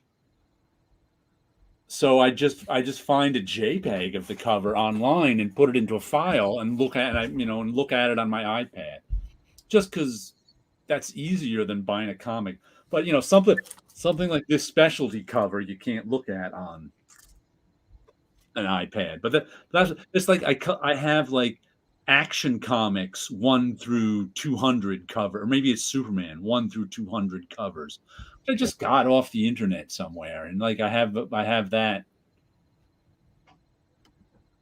I believe it was a Good Girl art, and the look was like a homage to Pin. Yeah, but Adam Hughes does tons of Good Girl art. I've got an Adam Hughes cover book that's nothing but Good Girl art. So it's I remember that one. I remember reading an interview with Adam Hughes where he said he wanted to do a World War II focused book. Yeah, and I was like, I'd much rather see that than another Good Girl cover. I have offered my art for sale on my videos, Sleepy, but no one has cared. That's also something I have to keep offering art for sale on my videos. I have to keep, because what it is I've made videos before offering my art for sale. Nobody watches them, nobody responds, nobody cares. So that makes me go, no sense in offering my art for sale. But I also know marketing wise, I have to actually keep doing it, and that's the hard part to do. But that's what I'm going to try to do in this next year with my Patreon and stuff, is actually keep doing it, mentioning it and telling. Because if I don't, if I put it up once or twice and nobody responds, I've got to keep. I understand that me just not putting it up again doesn't do anything. I have to keep mentioning it and keep putting stuff up. Just do a different card every. Yeah. I mean, I show off art every week, but I don't offer versus. But I had an Etsy for years. The only person who bought anything off it ever, there was one person in Australia who bought a card, and my cousin. That was it. I did Etsy for 2 years, and I mean, that's just the way it is when you're not known. If you have a DC Infinite, you can look and read at any of them. Yeah. Yeah, that's good. Like I said, I think digital is the best way to collect cover. If you just want to collect covers or just read those, Sleepy gets the Marvel, whatever it's called, Infinite stuff. Right. Tilly's don't find Matt. I'll post 3 Matt Baker covers, and we'll have to rip one up. Ooh, how pain! I like the painful ones though, because it's all just, we're not really ripping them up. But you should at least have a link in the description of every video. I used to. When I had my Etsy up, I had the link in there every time. No one ever bought anything. I mean, that's just the way it is. But I might do it again. It's just tough to keep up with. Selling art is a tough business. Yeah. But yeah, I eventually took all my stuff down from Etsy because there was no point. Because when you list things on Etsy, you have to pay for the listings. It's not a ton. But, why bother paying for them when nobody is buying anything? It's one of those things. It's only like, 50 cents to list something for 3 months on Etsy. But after 2 years of paying, $20 a year for nothing, you go, why bother? I'll take the $20 myself. Right. The problem is a lot of these sites, comic book fans don't go to Etsy. They just don't. You can't, to get somebody to click on a link isn't easy. I've given stuff away for free that no one downloads.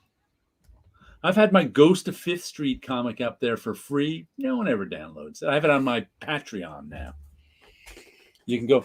If you go to my Patreon through jaredosborne.com, there you get my free Ghost of 5th Street comic. That one's because there's a free level that I just post things there. And have you ever? I don't know if this would be. It's counterintuitive. I don't know if it'd be counterproductive. But have you ever tried putting a small price on it to see if people start buying it then? Like everything you sell online has a price on it. I mean, versus giving it away for free is what I'm saying. Oh no, I do have stuff with prices on it. No one ever. I originally put that on through Amazon, through Apple, through everything, and 3 of my friends bought it. That was it. That was my circulation. 3. Gotcha. So it is really hard. Yeah. You do your pull list and show off your art. Why not make videos of the work you want to sell? Because that's what I'm going to have to do. I've tried that in the past and it hasn't worked, and it's tough to keep it going is all it is.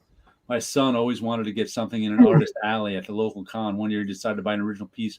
A guy was so thrilled. Everybody just buying his versions of superheroes. Yeah. His mind was blown that a kid wanted a piece of original art. It was real nice. I bought the physical Ghost of History. Yeah, he was one of the ones who bought it. 2 of your recovered comics. Yeah, Sleepy bought it. I remember that. That's when I had it at Blurb. It's still at Blurb, but I don't think I've. The problem, like I was using Blurb, a print on demand place. The problem was shipping is so much for that place that it's even worse now. You want the book to cost $15 and shipping is $10. It's just like crazy. Yeah, that's harsh. That's always hated, like looking up an individual something I wanted to, like on my comic shop or whatever, and it's like, right, this issue's like $3 or $4 and shipping is $5. I was like, is that really worth it? Yeah, exactly. But the $5 at least I would expect shipping to be $5. Right. Like I can remember I was looking at Blurb, like I said, they're a print on demand spot. Mm-hmm. And I was saying to myself, well, maybe if I have the books shipped, like I could buy the case of my own book and then ship it out. If I wanted a case of my books, a box of like say 100 books, right, it costs like $125 to ship it. Like, that's insane. Yeah, that's insane. Yeah, that's kind of harsh. So I never ended up doing that. And I know people specifically were like, I can't buy this. See the shipping cost on that? I'm like, yeah. I actually ordered, a couple of years ago, I ordered one of the Concru books from the French publisher. And the shipping charge was outrageous. It was like $35-$40 American. I sent them an email. I was like, is this accurate? He gets back to me and said, no, I'll make you a deal. And he cut it down to like $5 or something like that. I was like, okay, that's much better. That's the old eBay trick that they closed the loophole on many years ago. Oh, God. Yeah, people used to be really bad about that. It's like they used to put something up for $1 and shipping was $20. It's like, there's no way shipping's $20. That's crazy. Well, what they were doing was eBay didn't take its fee out of your shipping. So they'd sell you $21 item for $21. Right. But eBay would only get its cut out of $1. Yeah. That's what they were doing. Till eBay caught on, and now the shipping is in their cut. I used to buy a lot of stuff from eBay, but I don't have the budget for it anymore. Yeah. Mm-hmm. But now you guys will hear me mentioning my Patreon for a while on my videos. I think I'm going to see if I can keep it up, and because it's really hard to market when you're not a marketer, because it's like a whole other job. And I'm sure the cost versus the work ratio is probably not worth it either. And it's tough to get. It's like I haven't done, besides making these crazy cards, I haven't gotten to draw anything this week because I've been working on my Patreon. And I've been working on the NFTs today. Yeah. So but I say I'm going to have to, I have so much work from the last 30 years that I have to put some work into getting it out there. But it's not nearly as much fun as making the work. It's satisfying. Right. Yeah, I think in a way it is gallery material, but getting it into a gallery, and once again, that's a whole other racket. Getting stuff into galleries is knowing the right people at the right time. Depends on where you live too. I went to college. First, I went to Sullivan County Community College, which is up north of me. I went there because they specialized in commercial art. So I went up there for 2 years and studied commercial art. Then I went to across the river from me to a place called another state university at Purchase. I studied fine arts for 2 years. And then I worked at Marvel in the bullpen for a lot of years, and that was an education in itself. That was like an extension of college, especially since so many of my college friends worked there with me. I just found out one of my friends on Instagram went to purchase the other day. She was there for some kind of function they had. Ah, okay. SUNY Purchase is like one of the biggest acting schools in the country. It's got a very small program, but very, very prestigious. It was like when I was there, it was the #1 acting school in the country. Yale was second. Like Wesley Snipes went there. Parker Posey went there. Lorraine Bracco, I think. No, it wasn't Lorraine Bracco. It was the one who played the wife in The Sopranos. She went there. A lot of famous people went through Purchase's acting program. Right. And then I've been making art ever since.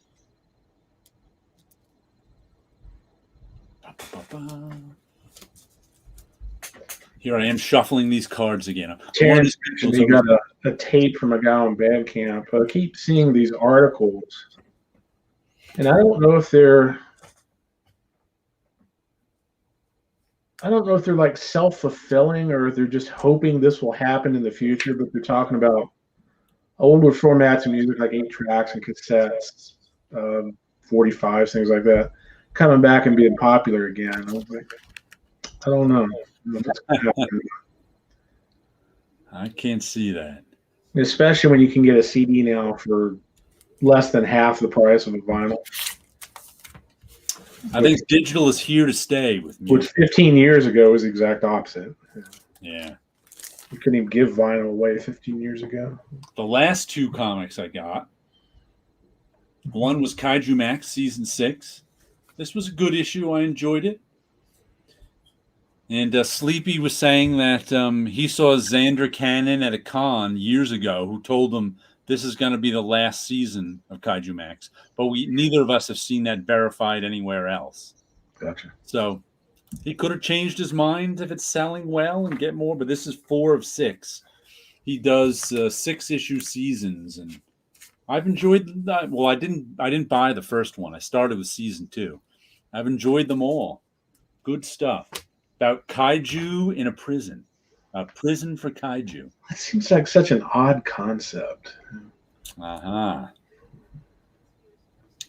the last one I got this week, I can't believe, is up to issue 21.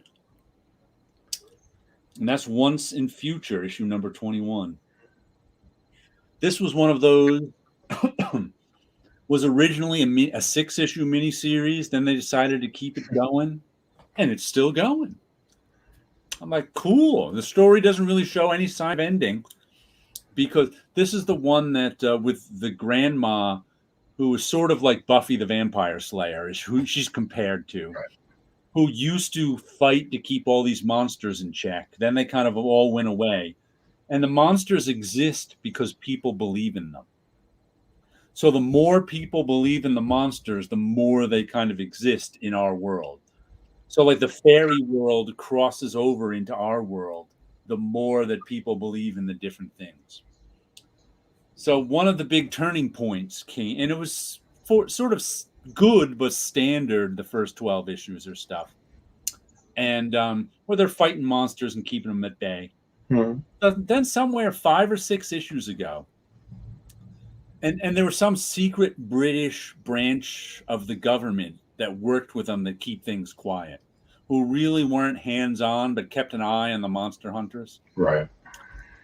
And for some reason, the British Prime Minister thought he could make political hay by revealing that this branch of monster hunters existed. But that made everybody know they existed. So like the fairy world, the whole fairy world crossed over with England. So now England is like half fairy world and half real world. And and they've been dealing with that for the last story arc or so. And it's been really fun stuff.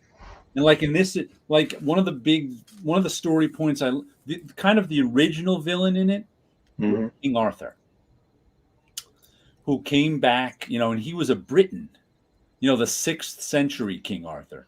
King of the Britons. So, and he was like, who are all these Angles and Saxons? I'm kicking them out of my country. So then just a couple issues ago, once again, since everybody believes, the French King Arthur shows up.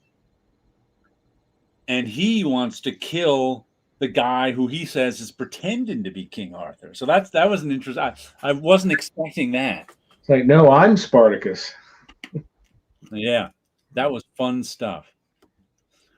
The art is what really makes Once and Future for me. Yeah, the art is terrific by Dan Mora and Tamara Bonvillain. Yeah. That's kind of an interesting take on things too. I'm picky when it comes to Arthurian material, but having different versions of it, so that's original. Of course, Comic Crack knows all about cassettes and the noise scene. I didn't know Matt Kint helped Keanu Reeves with it, but yeah, I think Matt Kint's listed as the writer on Berserker. I read the first issue and it was okay, but I never went back. I think I just took it out on Hoopla, but I haven't read it yet. There also needs to be an article for people, and I'm not knocking the guys who do Berserker. Right. But there is this misconception that Viking Berserkers were just these unstoppable forces of nature in battle. Mm-hmm. No, that's complete bullshit. And I wish there was an article that people would read. It's kind of like everybody thinks the katana is the best sword that was ever invented. It'll slice through a tank like nothing. Wrong. No, they were no better than European swords made of the same kind of steel. But Berserker is a good example of how many good comics are out there. I read issue 1 and I read issue 1 and liked it, but my pull list is full. I didn't have and that's what's happened with a lot of comics. I just don't. There are more good comics than money I have. So when I hear people say there's comics today suck, I'm like, are you kidding me? There's more good comics than I have money. Right. Berserker is presented as related to Viking. No, it's not. I'm just talking about the term. Yeah. Like, what one did I just not put in my? I'm trying to decide, much like Echolands, I'm trying to decide if I should buy, God, what was the name of that one? The Righteous Thirst for Vengeance, the Rick Remender, and I can remember. I really liked it was good. I really liked the art in it. But the format was so flimsy. The comic itself was so flimsy that I was like, you know what? Maybe I want a nice collected version of this. Right. And then, of course, I have to remember to buy it. I'm just waiting for the day when a publisher comes up with a comic that has an even flimsier comic cover stock than the interior pages.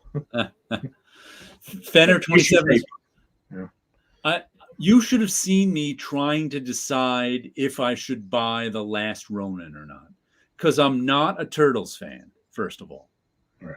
I've never bought the Turtles before, and it's expensive, but it's 48 pages, and it's oversized. So I'm sitting there going, but I knew that I'd never buy the hardcover. I just would never. I would never spend that much money on a Turtles book all at once. So I'm like, if I want to read some Turtles, I have to put this on my pull list now and just spend the $8 every 3 months whenever it comes out.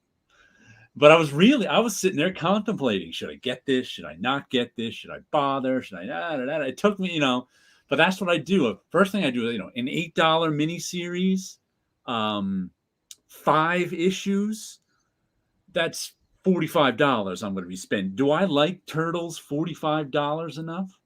I don't. In the end, I don't think I'd like Turtles $45 enough.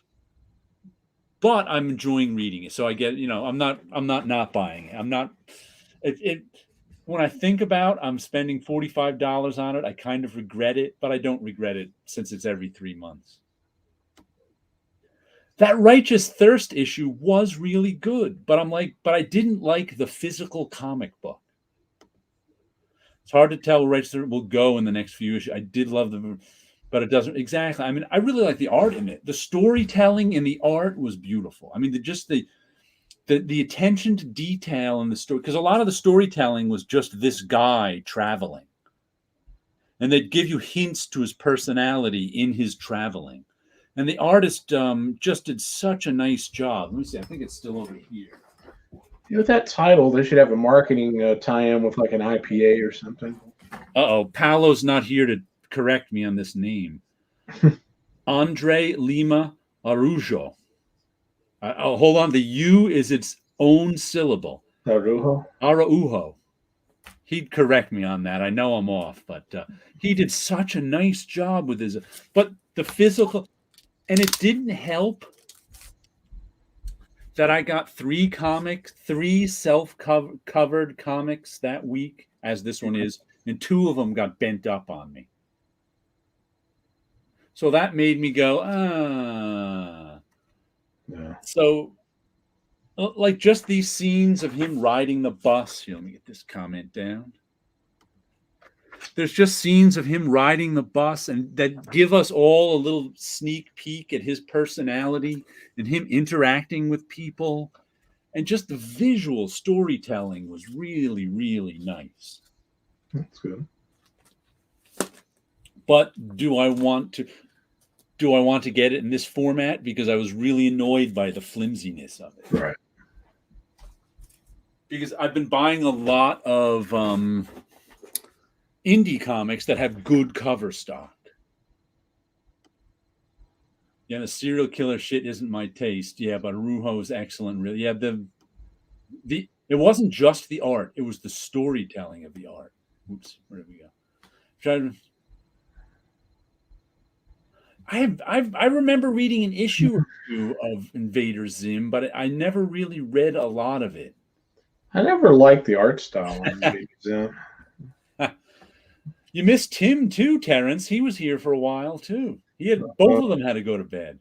Yeah. How about Skidmore College for acting? I've heard of it.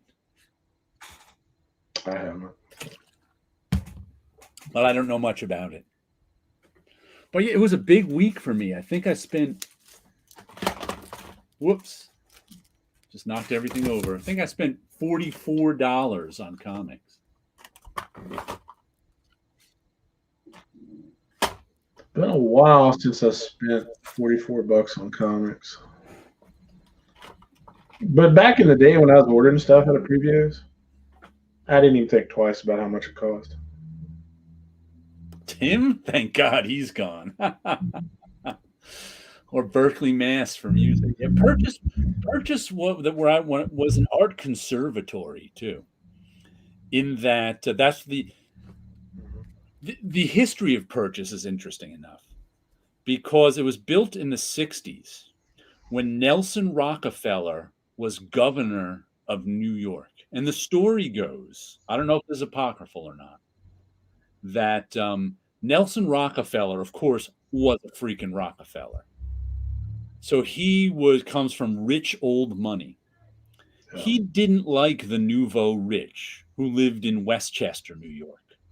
So he decided to put a state art college in the middle of Westchester, New York. So like SUNY Purchase is on like a 90 acres in the middle of the richest county. And I don't know if Westchester is the richest or second richest county in the country. Somewhere around, it's up in the top and so he put a state art college right there. And it's very much a conservatory atmosphere in that you go into the college and you never leave. It's like we never went off campus because there was nothing to do off campus except go to White Plains on occasion. If you like manga, the best read that is yeah, definitely. I've heard. Matter of fact, I remember I was just speaking to him today for the first time in a while. My friend Julio, who I used to work with at Marvel, he moved to Japan. Maybe in the early 2000s. He was there for, I don't know, 5 to 10 years. I can't remember. He moved to Japan because he liked Japan. He wanted to learn more Japanese, and he was teaching English in Japan for however many years. And of course, he is a comic book fan too. And he told me the way it worked is Japan is full of used bookstores where you can buy manga. And what you do, but everybody's apartment is small. So what you do, if you wanted to read a series, you'd go in and you'd buy all 12 volumes of the series. You'd read them and however long you take them. And when you're done with them, you take them back to the bookstore and sell them back to them. That's how everybody read their manga. I found that interesting. It's kind of like a library, except you pay for it instead of just. Yeah. No, Berkeley's expensive, and they take pretty much. You have to be a world-class musician to get into Berkeley. But what it is with a lot of these expensive, sometimes it's harder to get into the state schools because they're cheap. It depends on especially in the arts. How many people are applying? Yeah, exactly. Especially in the arts, when you're going to a super famous, expensive school in the arts, they'll take anyone who can pay the tuition. Right. If you're going to a state school that's cheap, there's only so many slots, and there's more people than the slots. I did not pick up the long Halloween special. I saw it there and was like, $9, no thanks. I was accepted at SUNY Purpose, but my mom sent me to business school instead. I blame her for my career hell as a banker. Well, I know plenty of people who went to SUNY Purchase who wished they went to banking school. So I guess the grass is always greener. Yeah, that's true. I had a friend who was an idiot and couldn't do much with his guitar, but he got into Berkeley. But he did flunk out after a time. Yeah, you actually have to go to class, too. That is key. If you don't go to class, they'll kick you out. Yeah. Which is funny because my first year of college, when I went, they didn't have an attendance policy back then. And I had a health class that was actually easier than any of the health classes I ever had in high school. Oh, when I first went to, like I said, I went to a community college. Mm-hmm. Now, in high school, I was in the advanced classes, so I was amongst all my classmates were bright. Right. But I was going for art. So that's nothing you need great grades. My grades were fine, but that's nothing. There's not much competition to get into art schools. Once again, one of my teachers said they have a really good commercial art program, so that's where I went. But I also had to take English and history and electives, whatever. And holy cow, were people dumb. I'm in a college English class, and I couldn't believe how little the rest of the students knew. I know exactly what you mean. Because it's a community college. These are people who. Well, it's not just a community college; it's at regular colleges too. Oh, I imagine so. But I was just, the teacher had to ask me to stop answering questions. Nobody told me at the time, but I could have tested out of 101 and 102 just from my SAT scores alone. My first day of English 101, I felt really self-conscious after this happened. He's a terrible musician. That'll do it at Berkeley. The professor gets up and just writes the word in chalk on the chalkboard, just says the word write. So everybody starts writing something. And then she had people read out loud what they wrote. Everybody in the class except me wrote, "This is my first day of college. I don't know how things go. I'm nervous. I hope everything works out okay." No, I'm writing fiction. Mm-hmm. I'm the only person in the class that wrote fiction. Okay. And yes, it is extremely hard. Making career as an artist is harder than other extreme because there's no guarantees. There's no roadmap. I mean, I have never had a career I've been making art for 30 years. I've never had a career as an artist. I've always made my money doing graphic design. I'm teaching now, and I'm one of the success stories. Yeah. I mean, sometimes like I've got a couple other friends who are kind of like me. We've always wanted to, make money with our art, but never have. But we're still making art and we're still doing creative things on our own or whatever. And every now and then we look at each other and go, and we're the success stories. Because most people who go to college for art never make art again. Right. They may go into a career they may go into career. Most graphic designers never make anything on their own. Yeah. Most any job you do, anything you do, that because who wants to work 2 jobs? It reminds me of something else that happened in college. I worked in a biology lab, so we'd have to put out specimens for labs. And when they took anatomy and physiology labs, they actually put out cadavers. Yeah. And you'd have first-year nursing students that would come there and literally take one look and pass out. And we would have to get them out of the room, We called them pre-business students because that's usually what they ended up changing their majors to after that happened. Yeah. Graphic design is a hard career on its own, especially these days since the advent of computers. Pretty much anybody with a computer thinks they can do graphic design. Yeah. Right. But at least there's jobs. It's hard to have a career at, but at least there's jobs. And if you're lucky, you can become an art director and then you're set. But that's not as many people as there are graphic designers. All right. But at least that is a job. If you come out of school as a painter, as I did. Yeah, if you tried to go to school now and actually make money as a professional musician, good luck. Exactly. So he's got, your brother has done art for 40 years, makes a good living painting stuff that goes on slot machines, and still does his portraits on the side. Once again, he's got that's a job. That's commercial art. Right. And once again, at least that, and if he loses that, I mean, that's a very specialized thing, doing paintings that goes on slot machines.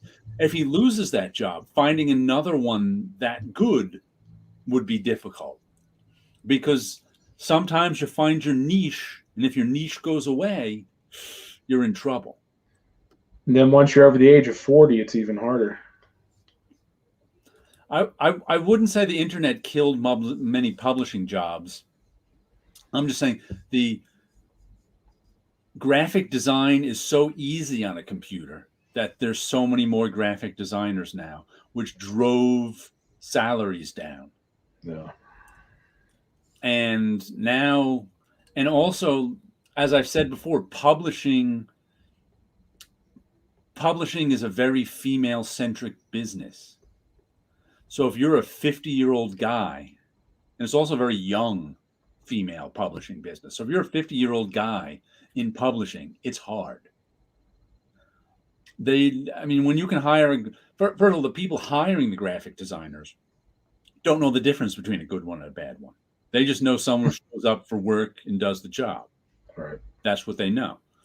So if you can hire a 50-year-old graphic designer for $80,000 a year, or a 24-year-old graphic designer for $27,000 a year, you're going to hire the 27-year-old graphic designer because you don't care. No. You don't know the difference. And that's what happens a lot too, which is why there's so much bad graphic design out there. Computers and phones have killed the future for artists and music. That's why I'm trying to get into these NFTs.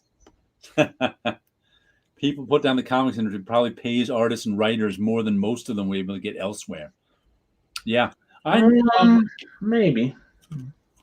I was taught one of my friends who I mentioned was the art director at Tor Books. It was Tor, right? The science fiction one. Now I see why Dave Sim is the way he is. Yeah, he was the art director at Tor Books, and another friend of mine, Ed Lazzolari, had been shopping a book. Ed Lazzolari used to be an artist. Now he's a writer. Was someone I knew back in my Marvel days. I think he's a graphic designer now too, as a trade. And he'd never met my friend Seth before. It was at one of my summer barbecues. First time Laz has showed up. He's like, oh, so Laz was like, oh, if you want to read my book and pass it on, go right ahead. And Seth read it and he actually liked it. So he passed it on to his boss at Tor Books, who actually liked it too. And so Laz ended up, Ed Lazzolari, look him up. Again, he ended up publishing 3 books with Tor in this series of, which is sort of, I think the series is sort of like Ooh, what's that one in DC that's about the fairy tale characters? Fables. Fables. I think it's sort of like Fables. I haven't actually read it, but from what I've seen, it's sort of like Fables, but it's a novel. And I remember I talked to him a couple of years later, and I think the amount he got for writing a book, just writing a regular book that's not a hit, is, I think it was like $5,000. That's hardly anything you can live off of. No. So, as Sleepy said here, most of their careers end with their first published novel. He got 3 novels published, and that's what, 15. It takes you a year to write a novel. I don't know. Depends on who it is. When you're working another full-time job, so that's, you could probably make more money doing a different part-time job. I have a ton of friends who sold books to publishers like Tor. They sold 1 to 3 books. Yeah, exactly. I think that's what happened. You almost have to be a pre-established name to make any money these days. If your book's not a hit, you're just done. Because, you can't afford to work for $5,000 a book, and they don't even want to pay you that for a book that has no chance of being a big, in their eyes, has no chance of being a big seller. Yeah, so creative careers in general are just so tough. But like I said, but at least like graphic designer is any commercial art job is at least a job. Fine arts jobs are. Am I correct in assuming that still the best art jobs probably paying these days are in advertising? Oh yeah, advertising always pays. I've known people who worked in advertising, but it burns them out too. But yeah, they pay well. I knew one guy who was the color comp guy. This is in the 90s. Comps are like the drawings you do before the TV commercial. Yeah. They're the drawings you do to sell the TV commercial. But you get into these niches where all he drew were cars. They needed someone to draw cars. They called him in for $300 an hour. He drew cars. Right. And that's all he ever drew. It was kind of crazy. Writing went to hell in 2010. Amazon opened up self-publishing. Yeah. Any stories about attempting to unionize or nah? No one ever tried that during my time at Marvel. Artists are all freelancers. It's like herding cats. There's no way. There's no way you could unionize artists at Marvel or DC. It's just impossible. You would have to get a lot of powerful artists don't exist anymore. If there was any time to do it, it would have been the early 90s. But instead of doing it, they went and formed Image Comics. Why would they want to unionize when they could start their own business? Right. And that's what happened. They got together and gave Marvel a list of demands, which they knew Marvel was never going to accept. And they went and formed their own company, which was the smart thing to do. But yeah, I can't imagine being able to unionize freelance writers, artists, letterers, inkers, colorists. That's a big ask. Right. My niece is thinking of going to some kind of college illustration program. Not sure if I should try and discourage her. She won't listen if you try and discourage her. Just tell her not to go to too expensive a one. Magazine writer I know said the internet eradicated local markets. Selling stories to magazines meant one sale globally. Local markets disappeared. Okay. Yeah, like I remember all the independent newspapers in the 90s went away. There used to be a lot of like Matt Groening made his money in the 80s in like small press newspapers. Every city had a small press newspaper that he sold his comic to. That all went away too. Yeah. Linda Barry, who just won, I think a couple of years ago, a MacArthur Genius Grant. Mm-hmm. She was nearly homeless 10, 15 years ago when all the newspapers dried up. Yeah. Yes, writers used to be able to resell articles. Now everything's syndicated, and Gannett owns every newspaper. Both of them. Yeah. Porn is where the money is. Sad but true. Hey, if I could get money out of it, I would. And no one's Go to looking Connie at Simpson and start doing porn and comics under a pen name. it. Draw dirty comics. Here you go. Though I see people use like 3D programs to make dirty comics. 3D models. I've seen those out there. I haven't seen them in a while. There's your NFT. There's your NFT market right there. Dirty 3D models.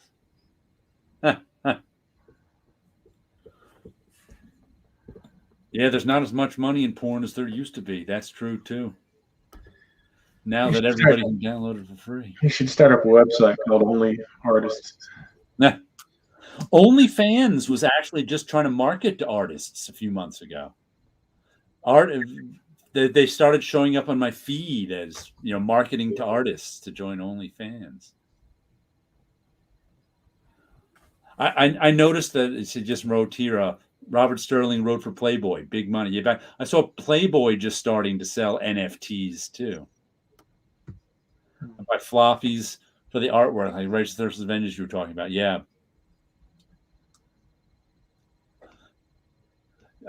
See, the only reason I'm not buying Righteous Thirst of Vengeance for the artwork is I didn't like the paper it was printed on. But I don't know if they're going to come out with. See, I wouldn't buy the trade paperback. I'd buy some nice deluxe hardcover. I'm not a fan of trade paperbacks. That if there's a nice deluxe hardcover for a couple bucks more, I'd rather get that than the trade paperback. So would I, but I'm weird that way. Yeah, because but if it's a crappy hardcover, I certainly don't want it. But one of the things I like about comics is they open up and you can see the artwork. You know, that's not always the case with trade paperbacks. That's for sure. Mm-hmm. Comics. Yeah, Playboy used to pay really well. What was that? Sleepy Reed said Playboy used to pay so much writers could live off, you know, Playboy sales for a few sales a year, but they used to pay really well. Oh yeah. Yeah, people use 3D modeling out for now. Well, at least like in the mainstream, they draw from it. In like the porno comics, there was no drawing. There was just 3D models. I didn't mind the rages, but yeah, like I said, it wasn't really any different from a lot of the other paper stock of stuff I buy. It was just that like 2 out of the 3 I got on that paper stock that week got bent up. That usually doesn't happen. So that just kind of got, if there's a shelf copy of it on my local comic shop, I might pick it up and add it to my pull list. But otherwise, I'm not really sure. I like to trade paperbacks. Better deal. Yeah, I just don't like trade paperback. I just don't like reading trade paperbacks as much. The trade site where we can list what we have to trade and what we're looking for. We need to pay our own shipping. That's not a bad idea. Sounds complicated, though. That's also when people used to read, though. Yeah, the Playboy thing. Real easy. Yeah. I just think that art could look better on better paper somehow. It wasn't that any more terrible than your average self-covered comic. I just, like I said, it just didn't. Just that week, I was like, another self-covered comic. Well, since there's going to be a paper shortage, maybe publishers will use that to come up with an excuse that they're going to all, you know, the same interior cover stock. Wow.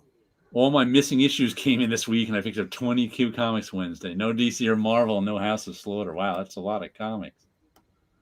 Whoops. And I picked up the Nocturnals. Oh, this was an expensive week for 62 Lefty Blues. We were just talking about Dan Brereton earlier. Yeah. That heavy coloring on Regs that may have been better on heavy. Yeah. That coloring actually didn't bother me. But as I was reading it, I was like, I wonder if this color will bother someone. That was funny. That thought came into my head. Then is that the one we were talking about last week with where we were talking about on one of the other streams where I thought it was obvious that he was trying to do a night scene. Yeah, he was trying to do that. We were talking about that Wednesday, I think. He was obviously trying to do a night scene. But Sleepy said he had a hard time seeing these. I also wonder if there's variation in printing. Like Is it darker on the early part of the print run and lighter on the? I mean, I would think it might be. Yeah, expensive week it was. 17 comics. Wow. Do you support DCBS? Buying from an online retailer hurts the small. I buy stuff from small retailers on Amazon when it's cheap, but otherwise I buy everything from my LCS. I don't have a budget anymore, so Yeah, he doesn't get to buy anything until his new job starts. Even then, it's going to be a while. Even then, he's gonna All right, so I guess we can wind up tonight. We're getting we're at 8:45, which is our usual ending time. So we'll thank everybody for chatting out there. Their sister company, In Stock Trades, some of their prices are hard to beat. Oh yeah, those places have really cheap prices. I've used them before, but I don't always like to use them. Kind of. Well, I also spend my budget on comics, regular comics, rather than collected ones. Right. And I have a wish list on Amazon that my friends and family buy stuff for me off for my birthday or Christmas or something. So I think my wish list is so large it just scares me.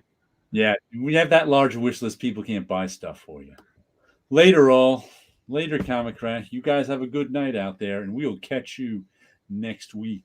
See you later.